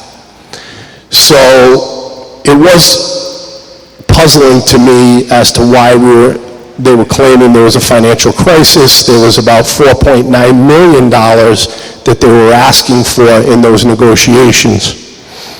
And I have to say that the Markham group did an excellent job analyzing those numbers. And come to find out, so everybody understands, because we don't get this opportunity often, that their annual required contribution was $1 to $1.2 million. In other words, the required contribution for, the minimum required contribution was $1 million. The maximum required contribution was 1.2. And we were seeing overpayments for the last 4 or 5 years, well over $600,000, in some cases over $1 million, above the maximum contribution. And we had other line items that we wanted to discuss, just like we discuss here on the council floor on the city side of the budget. And then it was represented to everyone in that room that in the past, money had been withdrawn from that account because there were overpayments, that there was not an issue that the school department had with withdrawing it, and the mediator said that that's what the decision would be. The reason that that's significant is that we also look at projections. And when you project out $4.9 million over 5 years, that's close to $25 million. Although I heard a lot of criticism that how dare we do our job and look at issues when we're getting sued and defend our positions. That's how it came to fruition. It didn't come to fruition because council members had a vendetta against the school department or anything else. The school department said we can justify pursuant to the Carullo law, that this amount of money is owed to us. That's why we were there. We were there on the defense. We weren't there on the offense. And come to find out, that wasn't true. And so we didn't owe them additional money.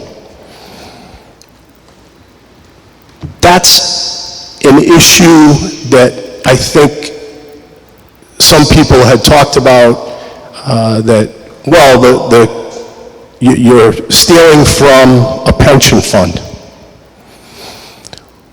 What was represented to the Providence Journal a few weeks back was that pension fund was funded at 104%.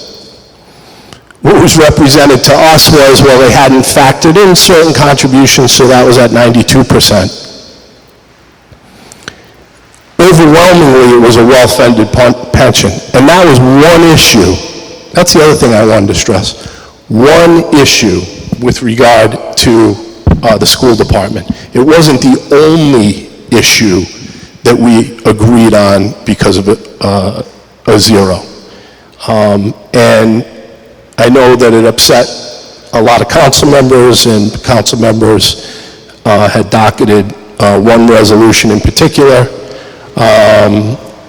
because of the representations and what the kids went through. And it was awful.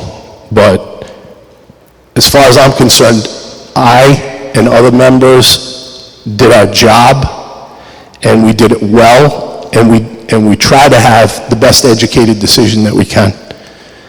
The other issue that's been coming up lately is we have to pick a healthcare provider.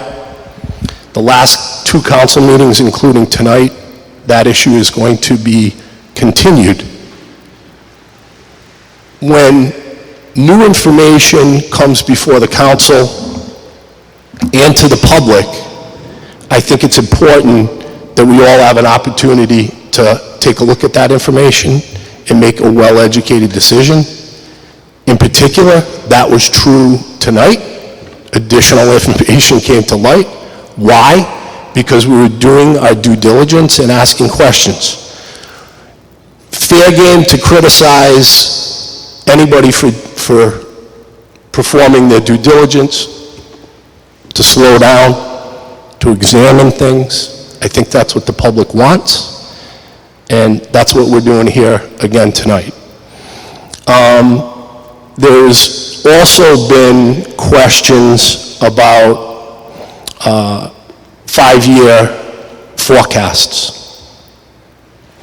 And I can tell you that this council, in all the years that I've been here, has never done a 5-year forecast. The administration performs a 5-year forecast. And the same is true of an audit. I, myself, have asked, through our accountants, to look at audits and numbers. I have been criticized, and I'm sure I'll be criticized again, for not saying, hey, you know, there's a 5-year forecast, let's get it out. One of the issues in projecting 5-year forecasts is you have to know where you are before you can predict where you're going to go. Otherwise, you're probably going to end up someplace else. And there's no better example of that than the school department. If I had said to our accountants, include $4.9 million in the forecast because we're adding it in for the 2018-2019 budget, I dare to say that I would be criticized for jumping the gun on that. Or the fact that during the Avedisian administration, there was an appeal from the fire department regarding pension and what tier that pension should be in. That arbitration was essentially done and over with a while ago, barring some additional information that was requested or provided. I personally do not agree with the arbitrator's decision. As you know, I had talked to our Counselor Harrington about it, and we had passed, many of you weren't here, but we had passed an ordinance clearly stating that we were in Tier 2. So when we say Tier 2, that's under fire pension 2. And the arbitrator disagreed with that. That was another expense of $2.4 million that this council member didn't anticipate. Does that impact the forecasts that we make? Absolutely, it impacts the forecasts we make. So if I roll out forecasts that don't include that, that's a problem. And by the way, the accounting firm that was handling all this work for the school department litigation, which was an immediate concern with the mediation, was also working to get and look at the numbers for the school department because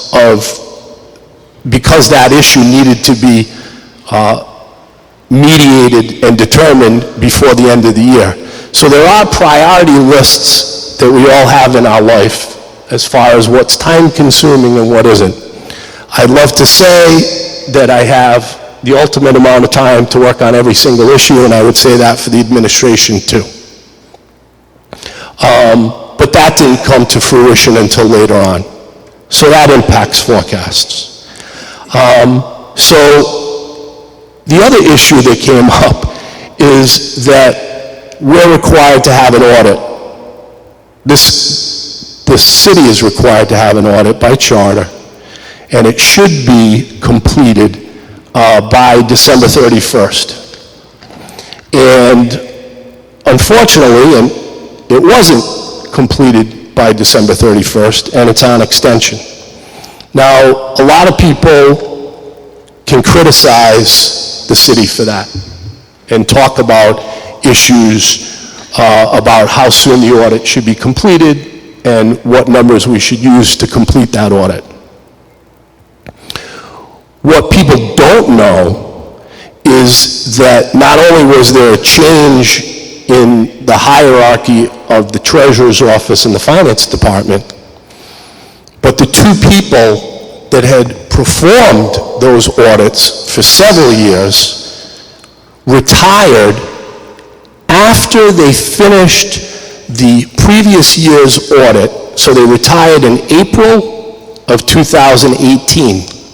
As you all know, we're not on a calendar year budget. We're on a fiscal year. We run from July 1st to June 30th. That means that all of the numbers to perform the audit for the next year hadn't been performed for July, August, September, okay? You get the picture. So now, this administration has to hire 2 new auditors and train them on a system that they're not familiar with. Again, should we be criticized for that? I guess. I mean, I guess we should train them and have a new finance director and have those issues completed in a better timely manner. And I'm sure if we added staff to get that job done, we'd be criticized for that too. So you're kind of damned if you do and you're damned if you don't. But of course, not everybody knows that because we have a lot of issues on our plate. And I don't think anybody will appreciate all the issues we have on our plate. Last year, this council passed 2 contracts. And there were questions about whether the contracts have been signed yet or not. There was also well-deserved criticism from the previous administration that, and I had talked about it in the past, and I know other council members had talked about it in the past, and I know that Mayor Solomon's committed to changing that we never had the full contracts before us. We would have amendments to the contracts, and as an attorney, it's kind of difficult to fully comprehend the impact of a contract when you only have a paragraph or two. So it was suggested by the administration, by members of different departments, by members of the community, that this should not occur anymore. That you should pull the old contracts and all the language and compare and contrast them. Now that's great if you have all the boxes of all the notes from the Avedisian administration. I don't think we need to go into that, of where contracts were, what was signed, what wasn't. I think we've seen state departments come down here and try and fix that from previous years.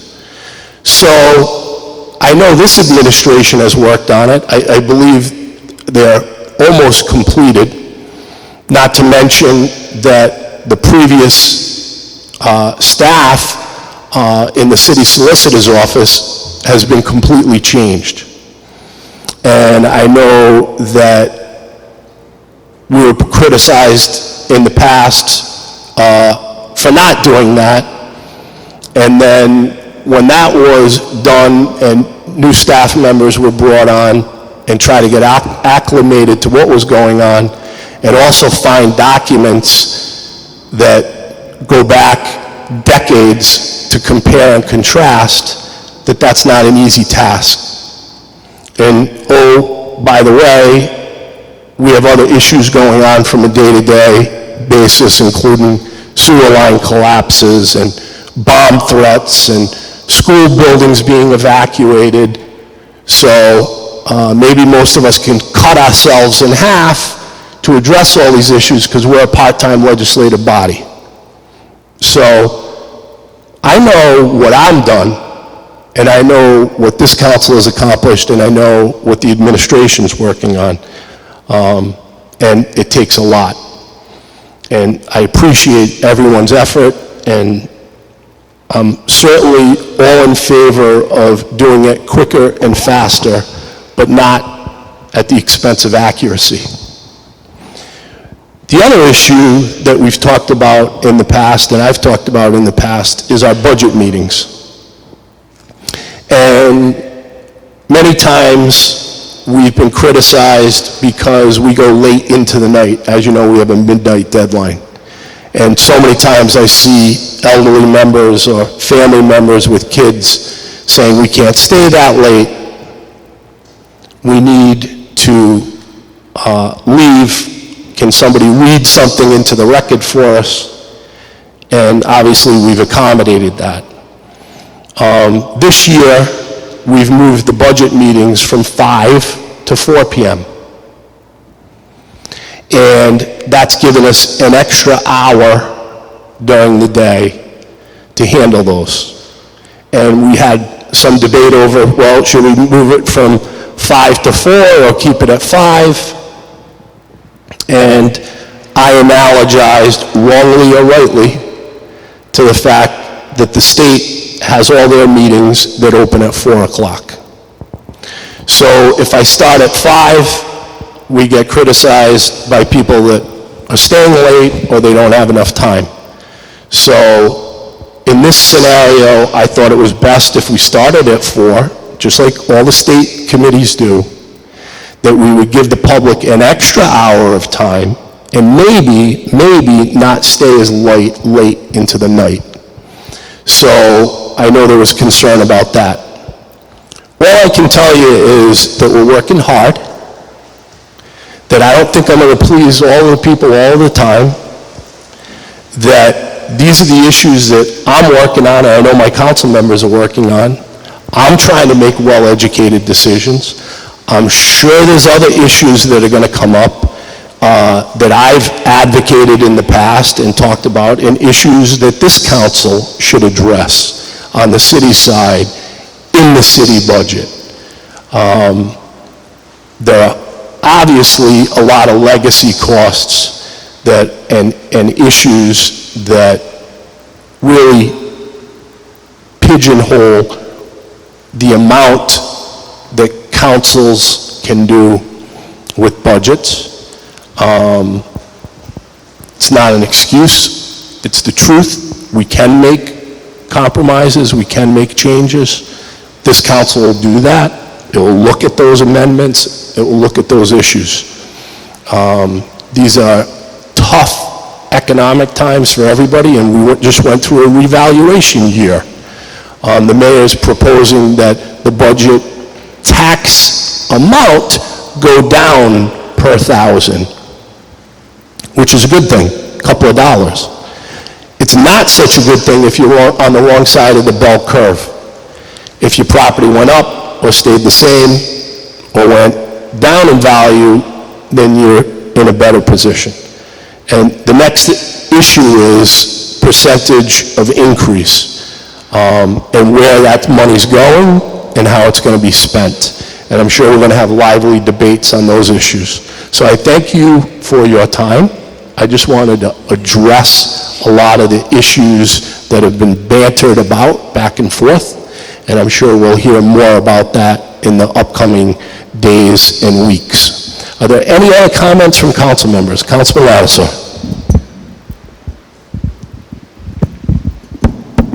Well, thank you, Mr. President. You covered pretty much most of the things that I was going to say, but I want to be on the record concurring and agreeing with everything you said. The issues are significant. What has been occurring under the previous administration and culture, it's not sustainable. And it's a long time overdue for people to realize it's not sustainable. And when it's not sustainable, sooner or later it's going to come crashing down. So it needs to be dealt with.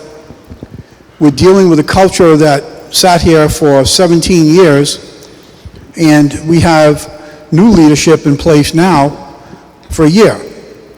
And we see this course changing.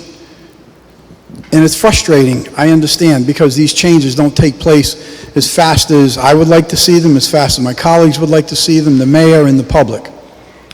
But I think what's important is that the culture is changing. We know that these expenses, including legacy costs, are not sustainable. It's simply not sustainable. And it needs to, it certainly needs to be readdressed and repositioned. Thank you, Mr. President.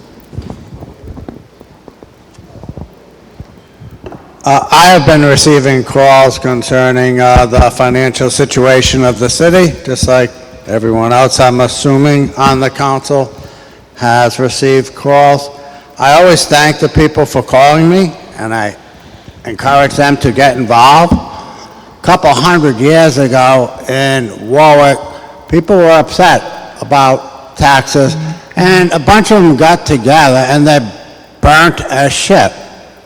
And this week, when I was driving down Narragansett Parkway, I saw the red, white, and blue stripe right down the middle of it, and that is something that is positive about the city of Warwick. Gatsby Days is coming, and I would like the people that have complaints about the way we are spending tax dollars to come and to voice their opinions the same way the patriots that burnt the Gatsby expressed their opinion a long time ago, and now we celebrate it in my hometown, which I'm proud of. Thank you. Thank you. Councilman Ricks. A couple of brief statements. First, I think that this statement applies in many different areas. I was told by someone working for the city in regard to a specific situation a couple of years ago And when I heard this phrase, it just sounded like an excuse. The phrase is, the paperwork caught up with the process. Well, that's no way to run things. The paperwork, when you're running this kind of city, a large city, the paperwork is the process. And I think that also applies to this way of doing business. And I'm really glad to see us moving into the right direction here in the 21st century of electronic records, because whether the records are on paper or electronic, the colloquial paperwork is the process. The other comment that I have is that I think that we all on the council know and need to make sure that the public is also aware that when it came to the property valuations, the city council has no role in going out there and assessing values of houses. That's done by the experts, the independent vendor. And the vendor, a general trend that was found, and this trend, it's my understanding that it holds up in many communities across Rhode Island, is that the valuations for houses that were approximately between $200,000 and $350,000 tended to rise faster than other properties, say commercial properties, or properties that were less or more than that range. And I hope to be able to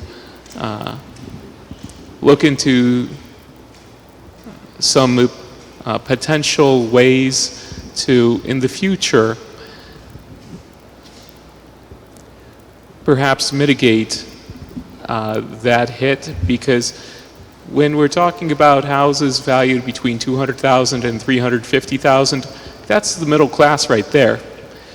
Now, I don't foresee us being able to do anything on that topic this year, because it would require a change in state law. But I think that it's something that, in this context, we all have to consider. And although I don't have any specific ideas or proposal or legislation, I think that we should, in the future, perhaps have a conversation on that. Thank you. Thank you.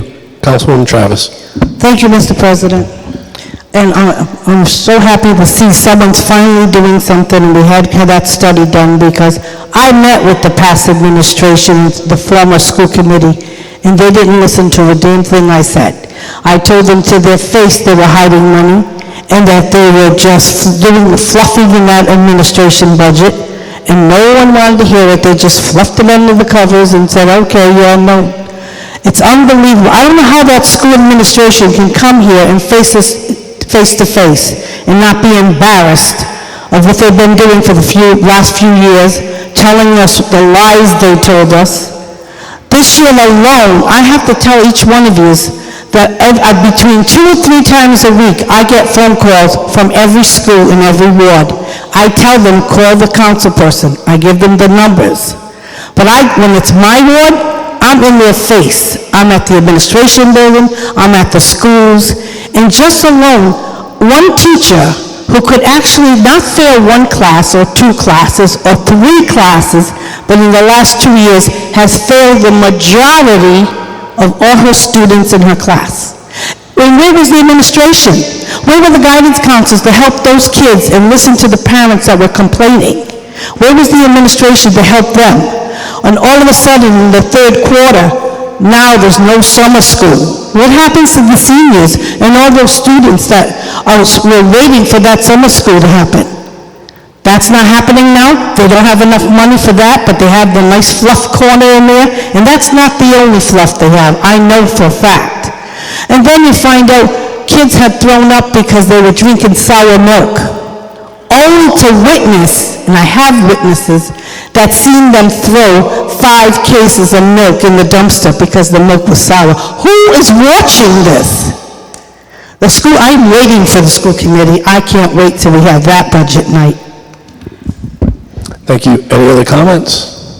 Okay, so we'll move. I know we have a stenographer here. We have a public meeting, and I just wanted to address that first so we didn't have to incur the expense of that. So if there's no objection, I would like to just move to that briefly.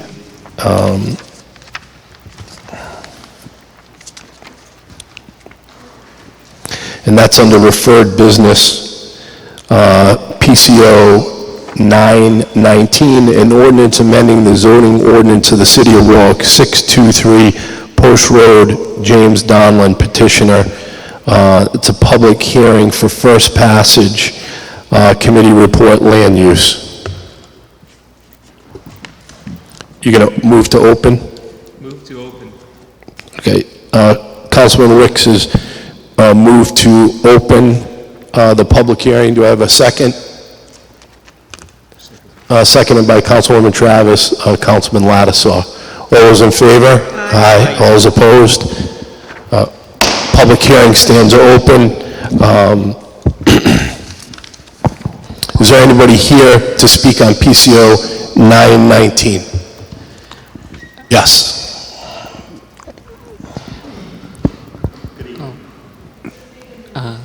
Sure, I'm walking to it. Just give me a second. Oh, if I may? Are you the petitioner? No. Is there anybody here from the petitioner? I believe the petitioner is What's in the that? hallway. He's in the hallway. We'll get them. Well, just the order of business. The petitioner goes first, presents the petition, and then.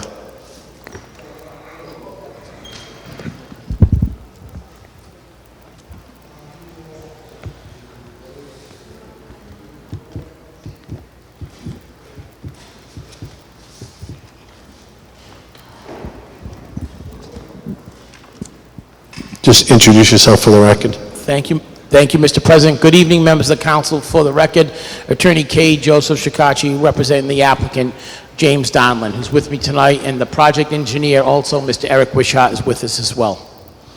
So tonight before you is a request that we have been working on for several times for a zone change that would really just codify the practice of what's been going on there for a long time, which is Mr. Donlin has his law office upstairs, and upstairs there originally was professional offices, and that got turned into apartments. So we're asking for a mixed-use residential. We have been working with the councilman in the area, Mr. Ricks, the planning department, the planning board. The narrative before you tonight is no different than what has been approved and is recommended by council. We are in agreement. I've also spoken to several of the neighbors to putting some restrictions on them. I believe Councilman Ricks has those restrictions. If they are, which I believe sections 300, 400, and 500 under the zoning code, we have no objection to those restrictions. I want to inform the council that one of the stipulations or the requests by the planning board / planning department before we came here was that a fence be erected as a privacy fence and a buffer, and I'm happy to tell you tonight, as late as last week, that fence was installed and is up. I haven't done a personal inspection, but based upon my information, engineer as well as the client, the fence has been up. So I'd be happy to answer any questions. Mr. Donlin's here, Mr. Wishart's here. It's a very simple petition. I don't believe there would be any objection because we agreed to the stipulations, but I don't want to speak for the neighbors. Okay. I know you said you have your expert here. What would he testify to if you... He's here only to answer questions, technical questions, if the council should have any. Okay. And I just, for the record, want to make sure that you do have, in fact, the planning department's recommendation, the planning board's recommendation as well as part of the record. Okay. Is Mr. Di Pasquale here? He could just give us his recommendation. Yes, thank you, Mr. President, honorable members of the Warwick City Council. The Planning Board did unanimously approve this request for a PUD. I think the limiting factors is the use has been there for quite some time. It'd be limited to office uses. We did include some language recommendations to limit what type of uses go in there because there was an issue with some mustering of vehicles. And so if you look at one of the stipulations, there is some restrictions there to make sure that it's in harmony with the surrounding residential area. But it was unanimous. Thank you. Is there any questions from Councilman Ricks? I'm very pleased with the communication that we've had, both with the petitioner, his attorney, and members of the community who live nearby. There had been some issues in the recent past with one tenant in particular, which was resulting in a large number of trucks parking up and down the street. That situation has been dealt with and resolved, and this zoning change, including, well, the stipulations already present,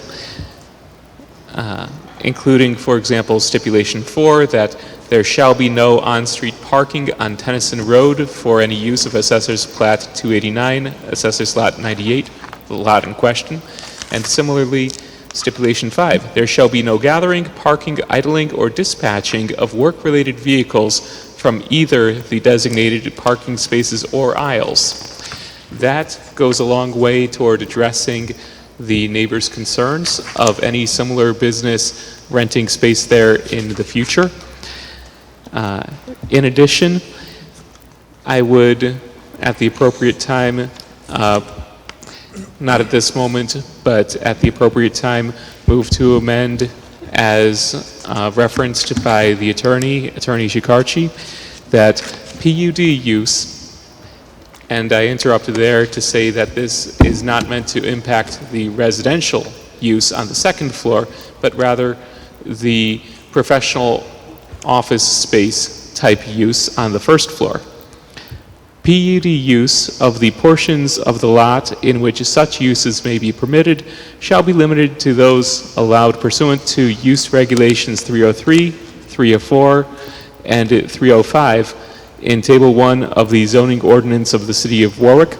I have discussed that language with the city planner and with the council solicitor.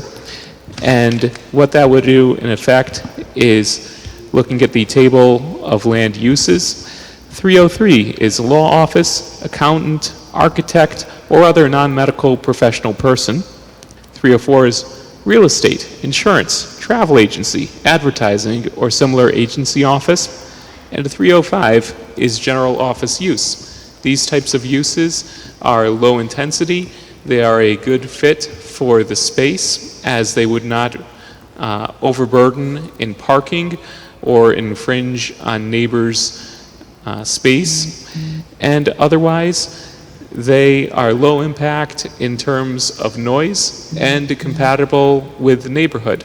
I've spoken with several different neighbors, and while I may not have spoken specifically on this with all neighbors who may be in attendance tonight, I think that the petition, with its stipulations 1 through 6, and with a stipulation 7 added to clarify as to the professional office use and similar uses as listed in the zoning ordinance table 303, 304, and 305, will help ensure that this space is used appropriately for the sake of the neighborhood, as well as allowing it to continue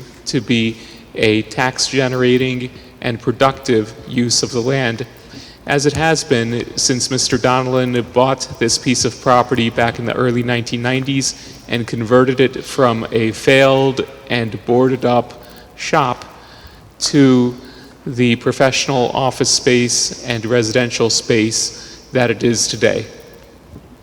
Thank you. Councilman Lattiser.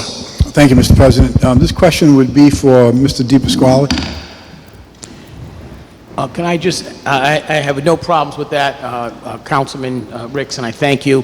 One request, we'd like to be able to include chiropractor, even though we don't really think it's a medical use, but it was more of a, treatment type of use. So that would be not the medical that you said, but with the exception of chiropractor in case there is one in the future. Thank you. I would have no objection to specifically including chiropractor in the list for the stipulation. Councilman Lattiser has the floor. Oh, yes, thank you. Chief, so here we have before us another appeal for some relief with stipulations and conditions. I've seen this happen oftentimes in the past with the conditions, stipulations, et cetera, and the petitioner is very willing to do these things on the outset. I very recently received a complaint about a petitioner who is blatantly violating the terms and conditions of that stipulation. This is for the benefit of all my colleagues here as well, that's why I'm asking on the floor. What is the procedure for doing this? Because when I vote to approve something given conditions and stipulations, especially if it's in my ward, I'm expecting the terms of that to be honored. And it's not my job as a council person to have to babysit that site. And when I get a phone call, again, as I say, very recently, about a blatant violation for that, what is our solution to that? Mr. Chair, it's a very, very good question, and it's one I often get. And I just want to know that, I want everyone to know, the force of the law in terms of a zone change is with this body, right? So what you're considering tonight, and if you were to approve it, is as forceful legally as a zone change would be in any other circumstances. Long and short, it's the law. If you were to approve this tonight, the waivers are required to be adhered to. In your instance, if it was similar where this council blessed either PDR or some other overlay, then the enforcement officer of the city, in this case, would be the building inspector. We would be enforcing all the approvals that this council, elected body, has given. There's no, maybe I'll do 2 and 3, maybe I'll do 1 and 4, maybe I'll do 5, 2 years from now. It's conditional upon this body's action. The conditional zoning is based upon the recommendations you put here and the waivers that you issue. Okay? And that is true for PDR, PUD, and many other zone changes. Now, if the petition had not come to this board and went through another board, for instance, the zoning board, the same could be held to a lesser degree. Our enforcement officer is the building inspector. It's our responsibility to make sure what was ever approved by an elected body, whether it's the legislature, in this case the city council, or the zoning board, is adhered to the letter of the law. If it's not done, there are fines in place every day that is not kept. So I want this body to understand that whatever you put forward is something that is not negotiable once it's approved. It is what it is. If the petitioner does not like it after that, they can petition this body again, but there's no room for movement or timelines unless this body says it's okay. Very important. So, Chief, can this body take action to revoke that approval on those zoning changes? Well, there's a process that you must go through, and I think legal counsel probably give you better direction than I. But certainly the first step would be going through the work zoning ordinance and the building inspector through the proper channels. If there is no response after several times, then we can look at further actions that could remedy the situation. Okay. And I can absolutely sit down with you if we want to look at this other situation you're speaking of. But yes, there's always a remedy. All right, thank you. I appreciate it because I'm sure all of my colleagues sitting here at one time or another have had this issue come up and perhaps weren't fully aware of, what the remedies could be, so thank you for that. Yeah, absolutely, and it's sometimes, it's very insightful that I hear that, so I know that we can do a better job at our level to be able to enforce the regulations that are put forth by this honorable body.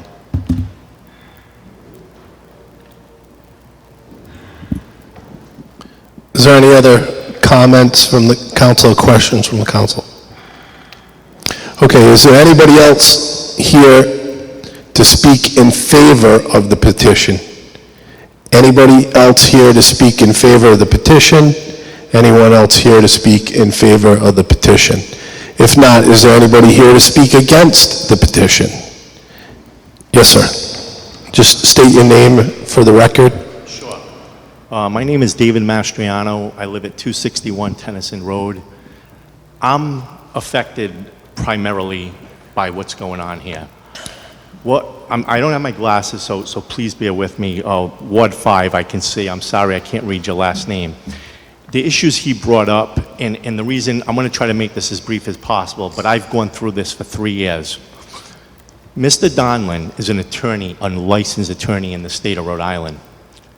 Mr. Donlin, I have to disagree with Councilman Ricks and his counsel.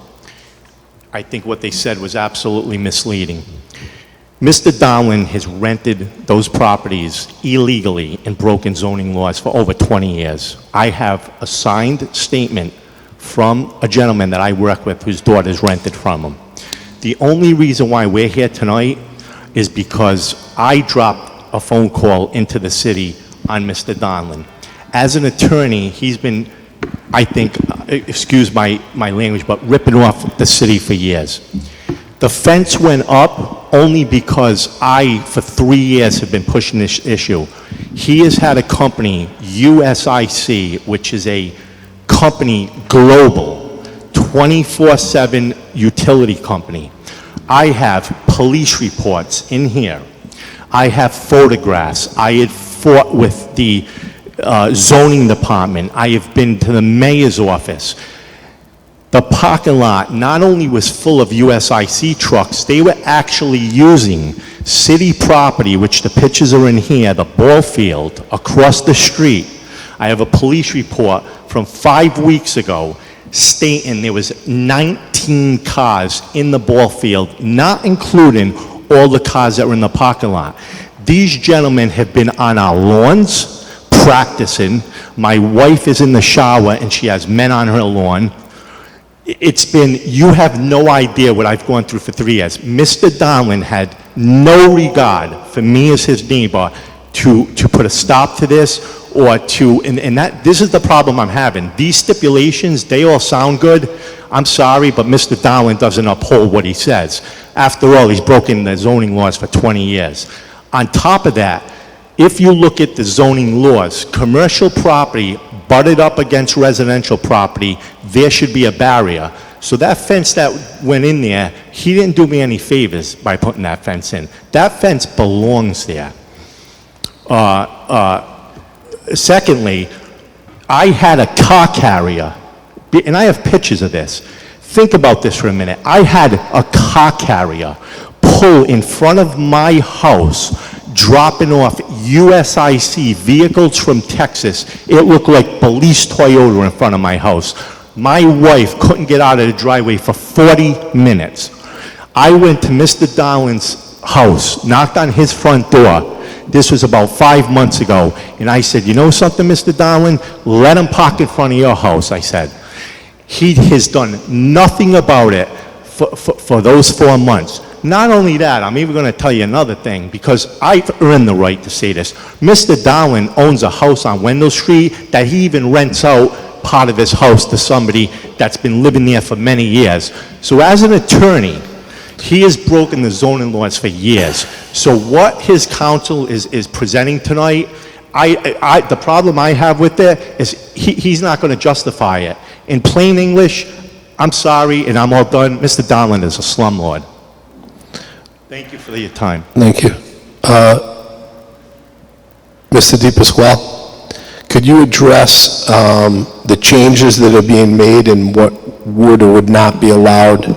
It was certainly an evidence that was presented to the city where this user at the time, the land use that was there, mustered vehicles of this type, was using city land, certainly wasn't the type of use that was conducive to the PUD.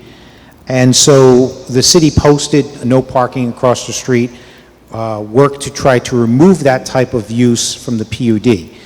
What a PUD is planned unit development, and the idea is you mix a general office use, which is generally very mundane, with a residential use. It's on an arterial roadway, lots of traffic post road, so the PUD application is the right application. I think the actual uses are subject to review, and certainly that use of mustering vehicles was certainly inappropriate to the residents who had to deal with that. And so that is not allowed if this board were, this body were to consider this, that type of use in the future. There's no parking on adjacent residential roadways, and it would be used for general office use, professional architects, lawyers. I hear a chiropractic, I heard someone say. Those uses should not have any type of conflict with the residential neighbors.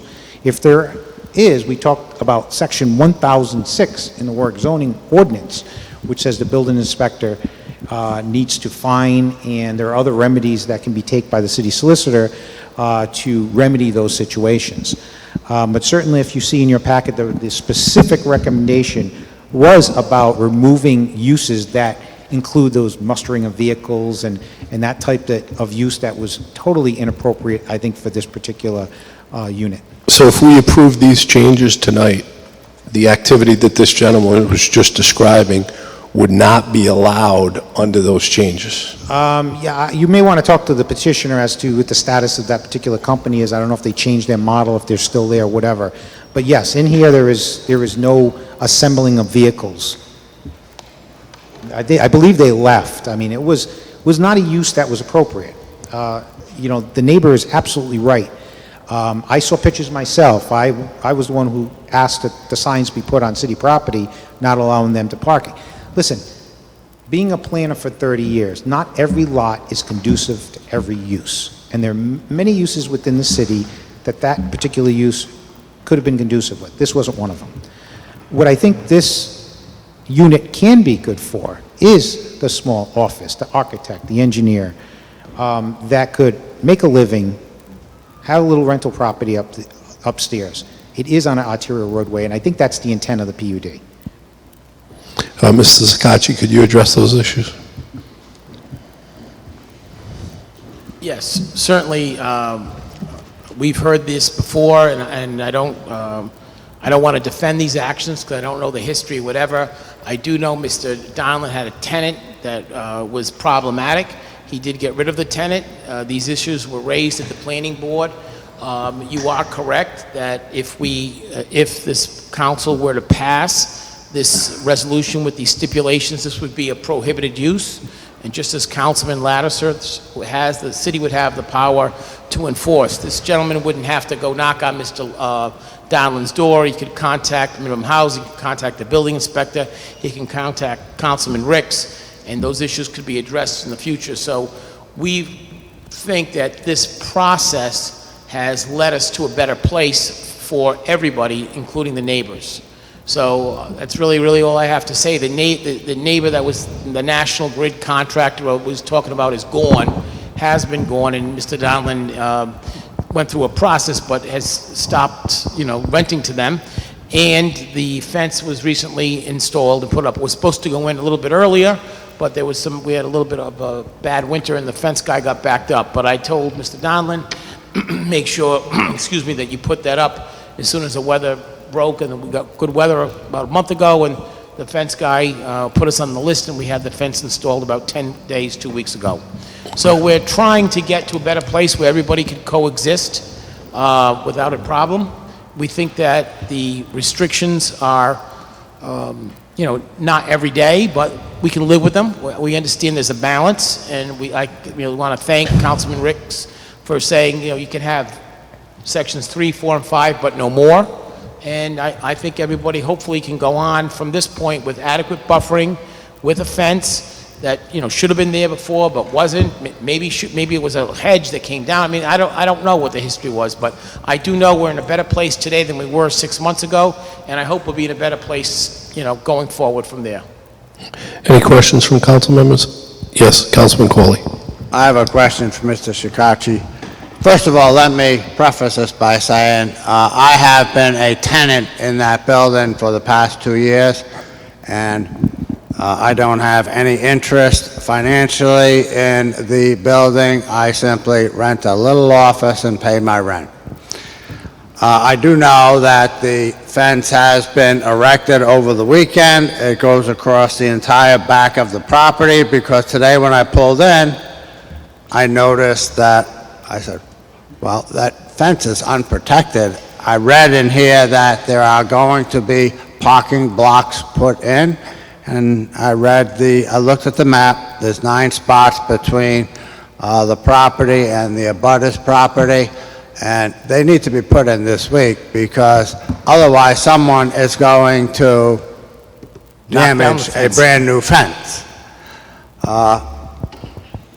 But I just wanted to state that I have had conversations with the abutter. I have nothing to do with the property. I simply pay rent and use it for my law office. I don't get anything from it at all, and I have always attempted to pass on his messages to the landlord, Mr. Donlin. So any other questions, council members? Councilman Ricks. I'd just like to briefly state that I think we're all very disappointed with that whole situation with that national company.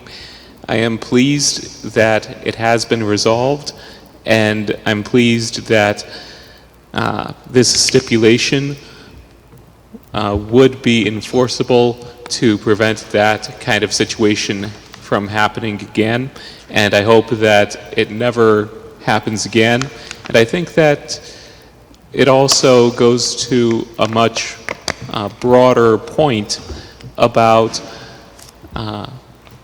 the property maintenance division in the city and the need to step up faster enforcement at times, but that's more of a citywide issue than anything as to this petition in particular, and I would be comfortable supporting this petition with the added stipulation at the time that I would move at the time that the council president would indicate would be appropriate to move such stipulation. Thank you. Thank you.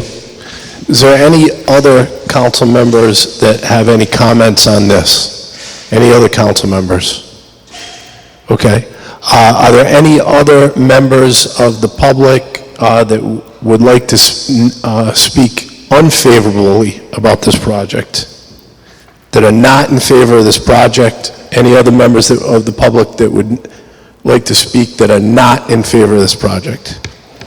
If not, Councilman Ricks, could you move us out of, unless, Attorney Scacci, do you have any other further stipulations that, for the record, it's in there through the... No, other than what the planning board has recommended, we have no objection to those, as well as what Mr. Ricks proposed. So Thank you. If you read through them, there's quite a bit, and obviously we'll honor them. Thank you. Okay. So, Councilman Ricks, if you could move to close the public hearing. Make a motion. Move to close public hearing. Seconded by Councilwoman Travis, Councilman Lattisaw, Councilman McAllister. All those in favor? Aye. All those opposed? Public hearing stands closed. Councilman Ricks, if you could move it one way or the other. Shall I move the amendment first? Yes. No, you move it first. Move for favorable action. Seconded by Councilman McAllister. Okay. Is there any discussion on this? I would like to say a few words on the issue. And I listened intently to what this gentleman had to say and what he had to live with. I think a lot of the things that were discussed were in the past. And they were wrong, and they should have been enforced. Whether we leave it as is, or we make these changes, you need code enforcement, period, end of story. I do think that with these stipulations and that these amendments, that it's helpful to the neighbors because it clarifies a lot of these issues. But you still need code enforcement at the end.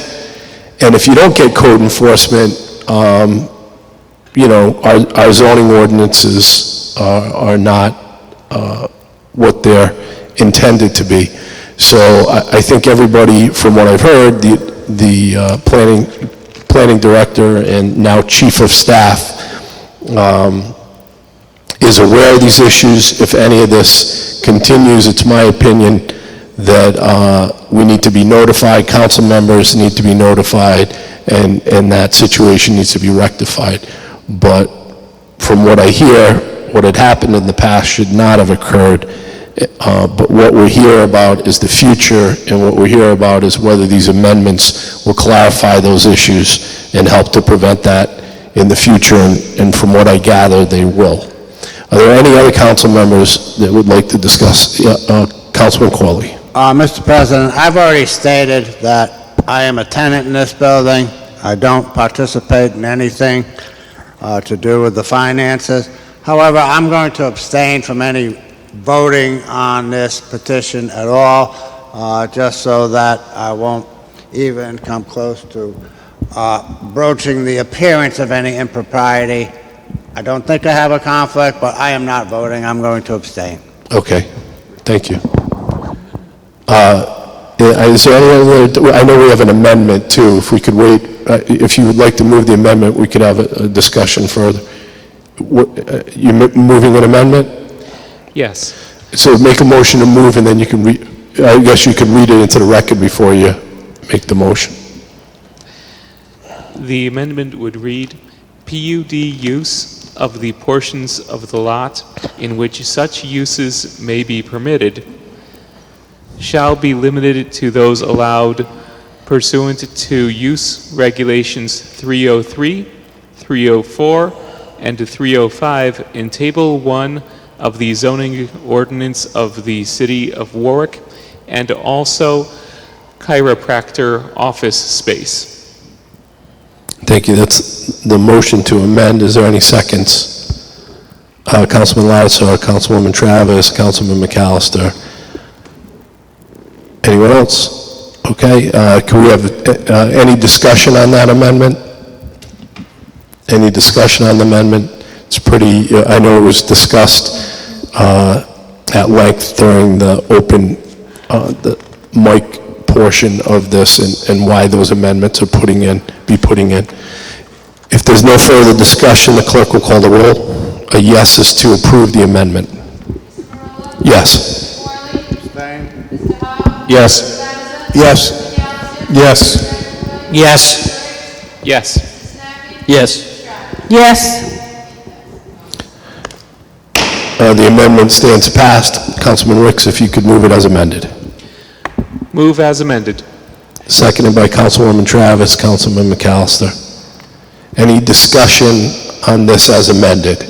Yes. Just one brief thing regarding the enforcement. I know at least in my ward we had an issue with a stipulation not being followed, and after contacting the building department, it was handled within, I think, a day or two. So it does work. So please, for this gentleman and for anyone else, if there's ever an issue and they think there's something not being followed, contact your councilman, contact the building department. Don't just sit on it and think that it won't get done. Thank you. Councilman Ricks. Also on the topic of enforcement, when I referred earlier to enforcement, I understand that some may have taken that as directed at the petitioner.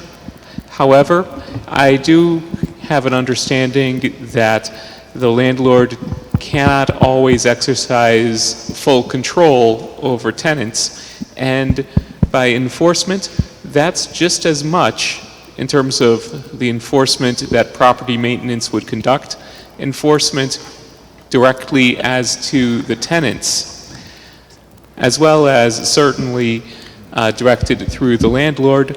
But I think that's an important part of the conversation here, that enforcement, those powers that the city has can be exercised directly against tenants, as we cannot necessarily expect that landlords will always be able to dictate the actions of their tenants in the short term. Thank you. Thank you. Any other discussion on this? Any other discussion?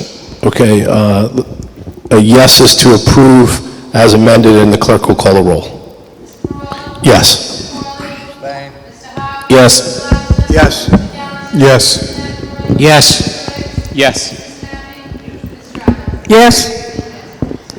PCO 919 for first passage stands passed.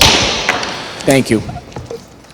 Next item on the agenda is the acceptance of the minutes of meetings, and if someone could move for the acceptance of the April 22nd, 2019 minutes. Councilman Lattisaw, seconded by Councilman McAllister. Any discussion? All those in favor? Aye. All those opposed? So that stands passed. Next item on the agenda is the approval of the minutes of May 6, 2019, moved by Councilman Lattisaw, seconded by Councilman McAllister. Councilman McElroy. Any discussion on those? If not, I'll be abstaining from that vote, but all those in favor? Aye. All those opposed? That stands passed.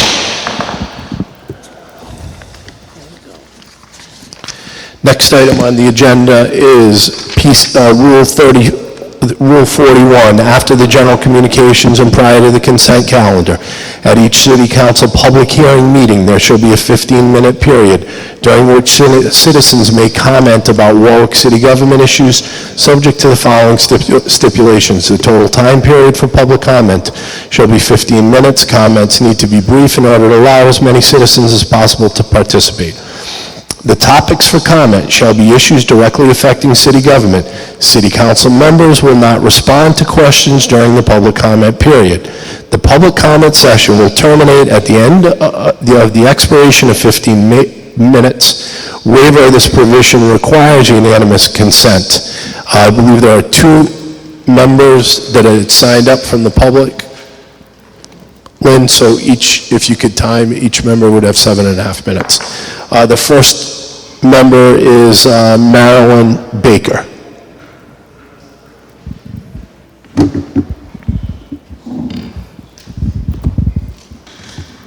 Mr. President, City Council, I was raised in Warwick. I've been a homeowner for 49 years. On March 29th, my husband is a 100% disabled American veteran.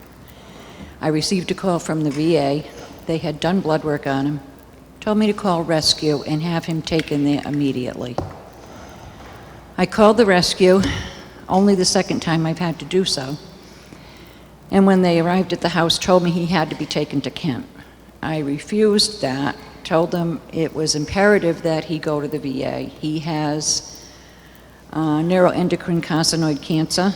He's insulin-dependent diabetic. He has certain deficiencies that some of his endocrine systems don't work. All his doctors are there. I convinced them to take him to the Veterans Hospital, that they were waiting for him. 2 weeks later, I received a bill from the city for $886 for the rescue to transport him to the Veterans Hospital from Hoxie. Needless to say, I was extremely upset. And I don't believe that any veteran in this city should be responsible for a bill to be transported there when that is where all their medical care is received. A couple of years ago, I had an issue with him and had to call the rescue. He was unconscious, so they took him to Kent. They took him into the emergency room. My son and my daughter were with me. They took a urine sample, and a while later, the doctor in charge of intensive care, Dr. Raimondo, I don't usually use names, but I will in this case, came down, and he and the doctor that was in charge of the ER asked me when was the last time he smoked. He hasn't smoked in 25 years. When was the last time he used narcotics? They had mixed his urine up with a patient, a man that came in behind him with the Warwick police.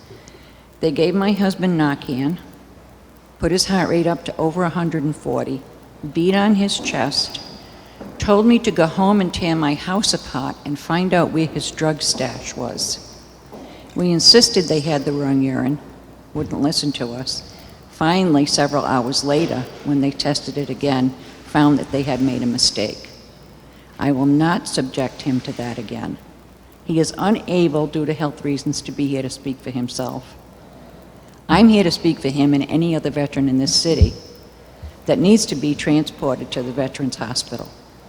His primary care physician at the Veterans is Dr. McKinney, who was on staff at Kent for several years. I don't know if any of you are familiar with him, but in discussing this with him last week, he does not want him taken there. When I asked them to access his records the day we brought him in, they told me they couldn't do that. They were unavailable to them. Well, I know that's not true. After much persuasion, they finally accessed some of his records, but as it's explained to me, they can access a degree of the veterans' records, but cannot go deep into the records like they can at the VA. They're aware of what he needs. His oncologist is there, his kidney doctor's there, his endocrinologist is there, and his primary care is there. Medicare covered half of the bill, and the city worked with me very graciously, and I appreciate it, to settle the other half. However, if I should have to call the VA again or call the rescue again to have him taken there, am I going to get another bill for $886? And I know it's policy, but I think it's time in talking to the Veterans Hospital, DAV, the newspaper, the policy needs to be changed. That's where their care is, and that's where they need to go, and they shouldn't be charged to be transported there. Unfortunately, we can't comment because of the I know. statute, but we can certainly talk after meetings. I would appreciate that. Okay, Thank you. thank you. Next member is Mr. Cody, Rob Cody.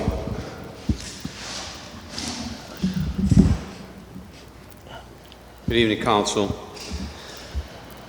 I'm kind of going to change my statements that I was prepared to, and based upon the general communications, I think I'd like to offer my executive summary. It's not our fault, it's all the school's problem. We're a part-time city council. We didn't know anything about this. It's the former administration's fault. We lost people in the finance department, so we don't have any reports. Well, you know what? That's getting very old. Particularly since not only this city council, but several in the past, there's been some very long tenured members of the city council in which all of these issues have been brought up to them numerous times for a number of years. And I'd just like to advise the city council, especially the new members, if they don't know, about a certain provision in the city charter under Article 5. It's the duties and responsibilities of the Director of Finance. Under paragraph 4, the Director of Finance shall submit to the mayor and city council within 90 days after the close of the fiscal year a projected financial statement. We don't have it. And within 6 months of the close of the fiscal year, an audited complete financial statement. We don't have it. A week from tomorrow, we're going into the budget hearings, and we don't have the basic fundamental documents that we need to have to disseminate this budget. which, by the way, out of the 10 years of budget hearings that I've been coming to and scrutinizing the budget, this is the worst one I've seen, and you people need to chop it up. If this was given to you by Scott Avedisian, it would already be in the basket. And let me just give you a couple little tidbits. First of all, this budget was produced for the general public and made available on May 15th. On page 1, table 1, there's $83 million that is unreconcilable because we don't have the audit that we were supposed to have. $83 million. That's questionable. So that says to me that our budget deficit could be so much higher than we already know. We don't have the projected financial statement, which we need to have going into the budget. We don't have the completed audit. Furthermore, this council ratified 2 contracts on July 16th, 2018. Where are they? They're not online. So the tabletop hobbyists that do the math and crunch the numbers and try to help this council, we don't even have access to that. What does the city charter say? Within 60 days, those documents are supposed to be made public to the general public. Where are they? So I don't need to go into examples of how many things that I found wrong in contracts because I've actually read them. We now don't have the contracts to read so we can point it out to you guys. That's a problem. Well, let me give you another little tidbit, and I'm just a couple of examples because there's dozens and dozens. As you recall, in February, I brought to the attention of the council a line item that was stricken from the contracts 6 years ago. Medical evaluations in the fire department. Everybody remember that conversation? And that we had allocated about $326,000, which we shouldn't have because it was removed from the contract. It was noted as savings in the fiscal note, PCR 63-15A. But what did we do? We funded it a week later. Well, if you go on to page 35, it's funded again. For more money, $70,000. The city council solicitor gave the finance chairman a legal brief after I made these comments in February, stating that's correct, we should not have funded this and we have no obligation to fund it. But it's in the budget this year. So these are things I found in 5 minutes by actually reading the budget. And I'm really curious to know if anyone else has done their due diligence. Oh, on another note, this budget that was produced for the residents on May 15th has actually been revised again on May 17th. And on table 1, the expenditures, is still $83 million unreconciled. So you have a problem. And I really take offense to the fact that we keep throwing the schools under the bus. When is this council going to look at themselves and say, hey, historically, we screwed up? No matter who it was, I'm not pointing fingers at anybody, but you guys had the power. By the way, to this council, when you look under the city charter, the city council has the ultimate authority to subpoena people for questioning in private. It's never been done. Oh, one other thing, because I know I'm the bad guy, right? I came to the city council at the budget hearings last year when you allocated $5 million for paving, and I said, there is no way you will be able to spend that money. If the engineering was done, and if you started paving on July 1, 2018, you'd have to expend $220,000 a week before the asphalt plant's closed. I got a ration of flack over that. You didn't spend $5 million, didn't even spend half. Well, what do we have in this budget again? $5 million for paving. So when are we going to get really realistic and produce a budget that you guys can take responsibility for? Because I see slush fund all over this, and you don't have to look too far to find it. So the residents need to know 2 things. Number 1, when is the finalized budget going to be available? Because dozens of people have picked up this budget dated May 15th that now has all kinds of revisions that still don't reconcile. You have another one May 17th. When is the finalized budget going to be ready for residents that are actually paying attention to read this so we can see that things are reconciled? But on table 1, on page 1, when you have $83 million that's unreconciled, because we don't have, at the close of business, 6 months, 90 days and 6 months after, we don't have the appropriate financial statements? How can you possibly go into budget hearings when you don't have the information required to do so? So I would implore everyone on this council to make sure that that happens, and also for someone to issue some public statement as to when, in fact, the finalized version of the budget is available, so we can have that information. I still have about 25 seconds, so we can look at the budget and be able to present our questions in a clear and concise manner. Thank you. Thank you. Next item on the agenda is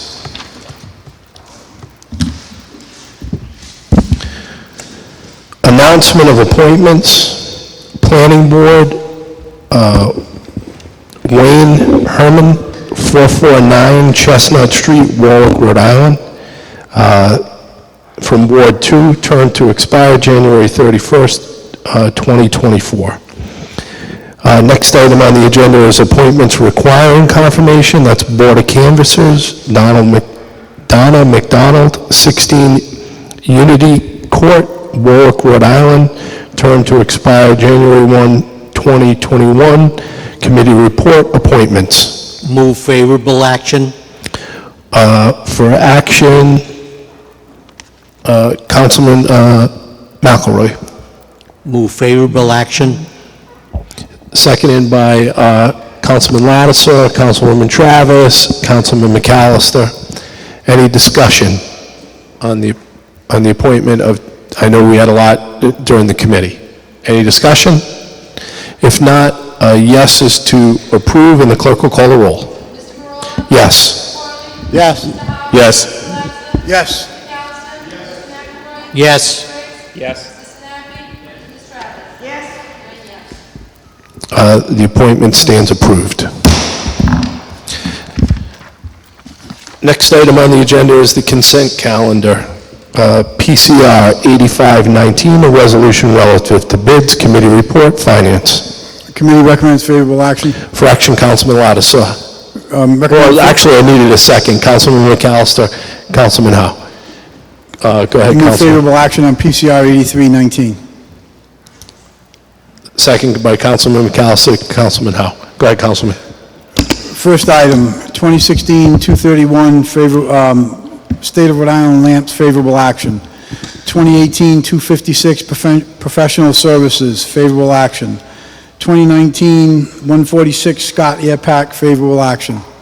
2019-279, fire department uniforms, hold till, it's PCR 8419. Now, number 5, 2019-283 BCI weapons, favorable action. 6, 2019-285A, favorable action. 7, 2019-298 precast items for manholes, favorable action. 8, 2020-027 BCI crime supplies, favorable action.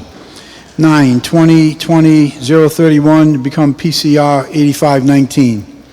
2020-035 to become PCR 8619. 2019-313 favorable action. 2020-044 favorable action. 2020-045 participation in state regional has become PCR 8719. And that takes care of it. Okay. Are there any questions regarding the consent calendar? Any questions regarding the consent calendar? And Councilman, I think you said that bid 2020-045, now PCR 8719, that's favorable action. 2020 what? 2020-045, was that called out? Yes, that has a PCR 8919. It was So that shouldn't be part of the consent calendar? correct. It's PCR 8719. Okay, so there are 4 bids that we're not voting on that we're going to vote on individual that have PCR numbers. That's PCR 8419, PCR 8519, PCR 8619, and PCR 8719, correct? Correct. Okay. Are there any questions on the consent calendar? If not, a yes is to approve, and the clerk will call the roll. Yes. Yes. Yes.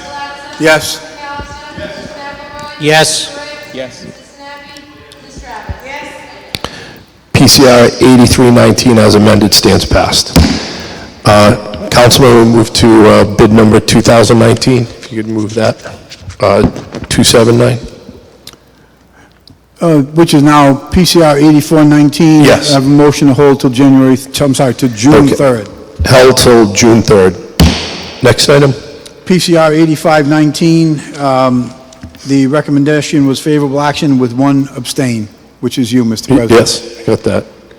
Okay, is there any discussion on PCR 8519, formerly bid number 2020-031? If not, a yes is to approve, I'll be abstaining. Clerk will call the roll. Abstain. Yes. Yes. Yes. Yes.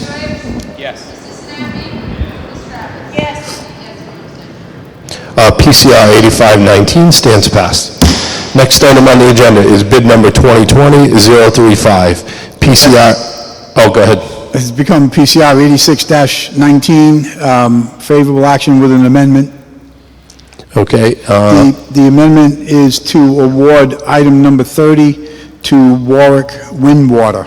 that's your amendment, seconded by Councilman McAllister, Councilman Howe. Any discussion on the amendment? Any discussion on the amendment? A yes is to approve the amendment, and the clerk will call the roll. Yes. Yes. Yes. Yes.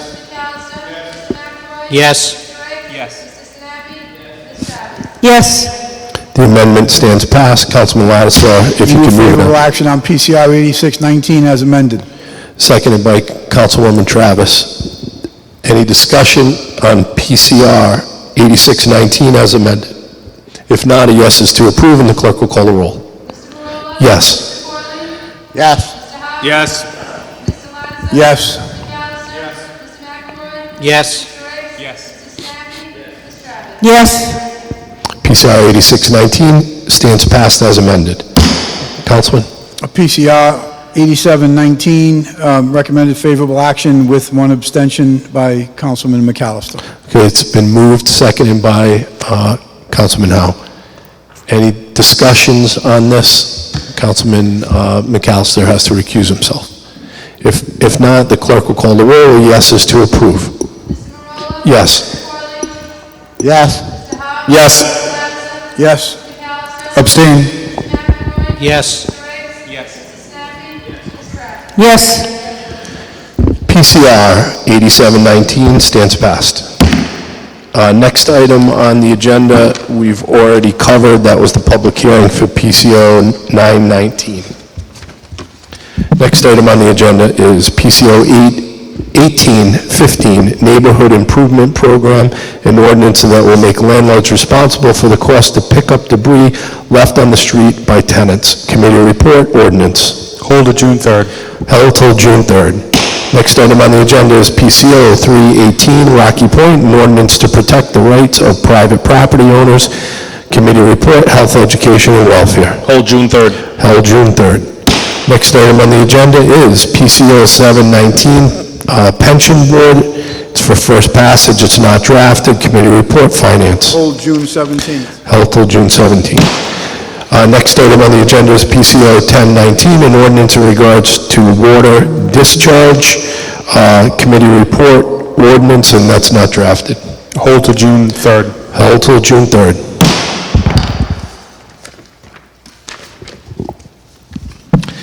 Next item on the agenda is PCO 1119, amendment to the ordinance relative to parking on Herff Jones Way. First passage, it's not drafted. Committee report, public safety. Hold till June 3rd. Hold till June 3rd. Next item on the agenda is PCR 9417, formerly bid number 2017-147, State of Rhode Island, telecommunications service / installation and parts. Committee report, finance. Hold June 17th. Hold June 17th? Yes. Hold till June 17th. Next item on the agenda is PCR 148, 17, formerly bid number 2018-143, installation of sprinklers at the Cooper Building. Committee report, Finance. Hold June 17th. Hold till June 17th. Next item on the agenda is PCR 919, a resolution requesting that the Rhode Island Airport Corporation consider additional factors in its 2019-14 CFR Part 150 noise study. Committee report, intergovernmental, it's not drafted. Intergovernmental, June 3rd. held till June 3rd.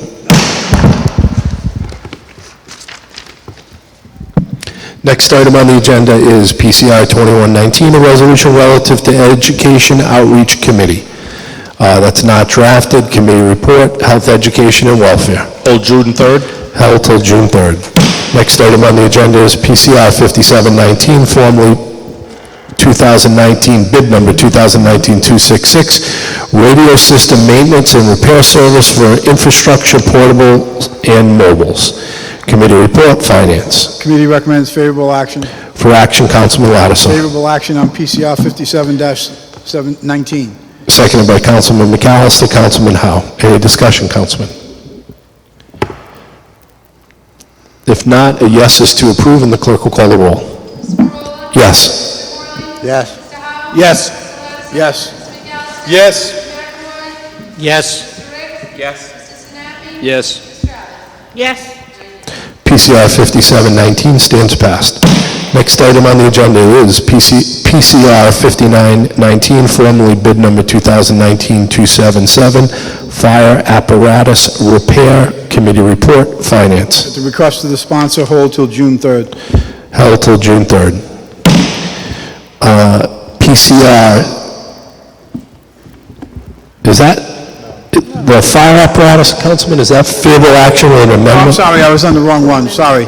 Yeah. Yes, favorable action with an amendment. Okay. For action, Councilman Lattiser, you're going to move? Okay.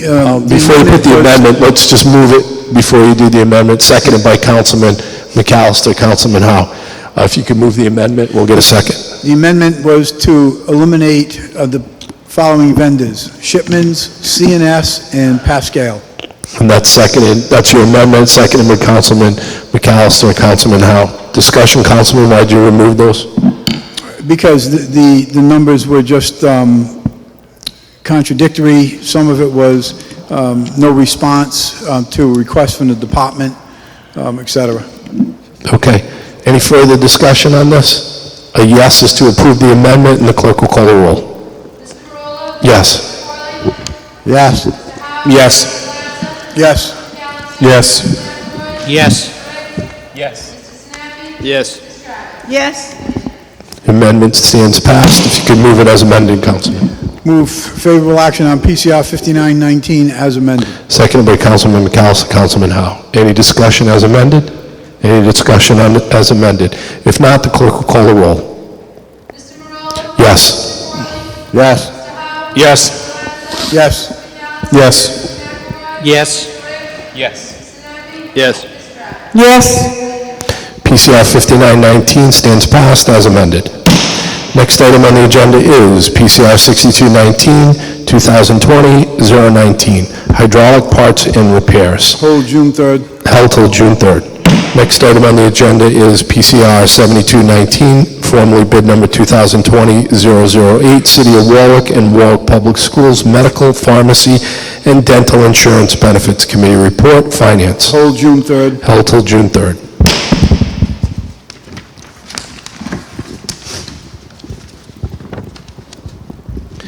Next item on the agenda is PCR 7519, Ryan Cabral claim. Committee report, Public Safety. Committee recommends favorable action. For action, Councilman Sinapi. Committee recommends favorable action in the amount of $86.13. Okay, so you make a motion to approve for $86.13, seconded by Councilman Howe. Councilwoman Travis. Any discussion on approving the claim for $86.13? If not, a yes is to approve, and the clerk will call the roll. Yes. Yes. Yes. Yes. Yes. Yes. Yes. Yes. PCR 7519 stands passed. Next item on the agenda is PCR 7619, Shirley Brown Mullen Claim, Committee Report, Public Safety. Committee recommends favorable action. For action, Councilman Sinapi. Committee recommends approval in the amount of $300. Seconded by Councilman Lattisaw. Councilman Howe. Any discussion on the approval of the claim for $300? If not, the clerk will call the roll. A yes is to approve. Yes. Yes. Yes. Yes. Yes. Yes. Yes. Yes. PCR 7819 stands approved. Next item on the agenda is PCR 7919, a resolution adopting and settling the tax rate of the City of Warwick for the fiscal year beginning July 1, 2019 and ending July 30th, 2020. Supplemental. Supplemental transfers. Thank you, Councilwoman. PCR 7819, a resolution relative to transfers, supplemental appropriations, and emergency appropriations. Committee report, Finance. Hold May 31st. Held till May 31st. Next item on the agenda is PCR 7919, a resolution adopting and setting the tax rate of the City of Warwick for the fiscal year beginning July 1, 2019 and ending July 30th, 2020. Committee report, Finance. Hold May 31st. Held May 31st. We'll move to unanimous consent. Ward 1, anything for unanimous consent? Ward 2? Pass. Ward 3? Pass. Ward 4? Pass. Ward 5? Pass. Ward 6? Pass. Ward 7? Pass. Ward 8? Pass. And Ward 9 passes. Councilwoman Travis, if you could move us into the docket session. If there be no further business of this honorable body, I move to a docket session. All those in favor? Aye. All those opposed? The council now stands in committee for docket session. Ward 1, anything to docket? Ward 2. One item. Tentative title, Resolution in Support of Legislation to Establish an Ocean State Climate Adaptation and Resilience Fund, in parentheticals, OSCAR, close parentheticals. This would relate to a resolution to the General Assembly. Intergovernmental.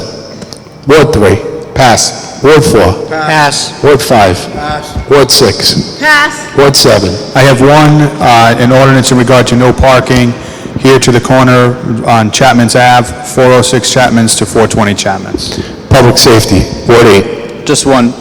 Resolution of the Rhode Island State Traffic Commission and the State Department of Transportation requesting a traffic study for the area of Tollgate Road, Route 115, and Providence Street. Intergovernmental. Ward 9 passes. The City Council stand adjourned. Have a good night.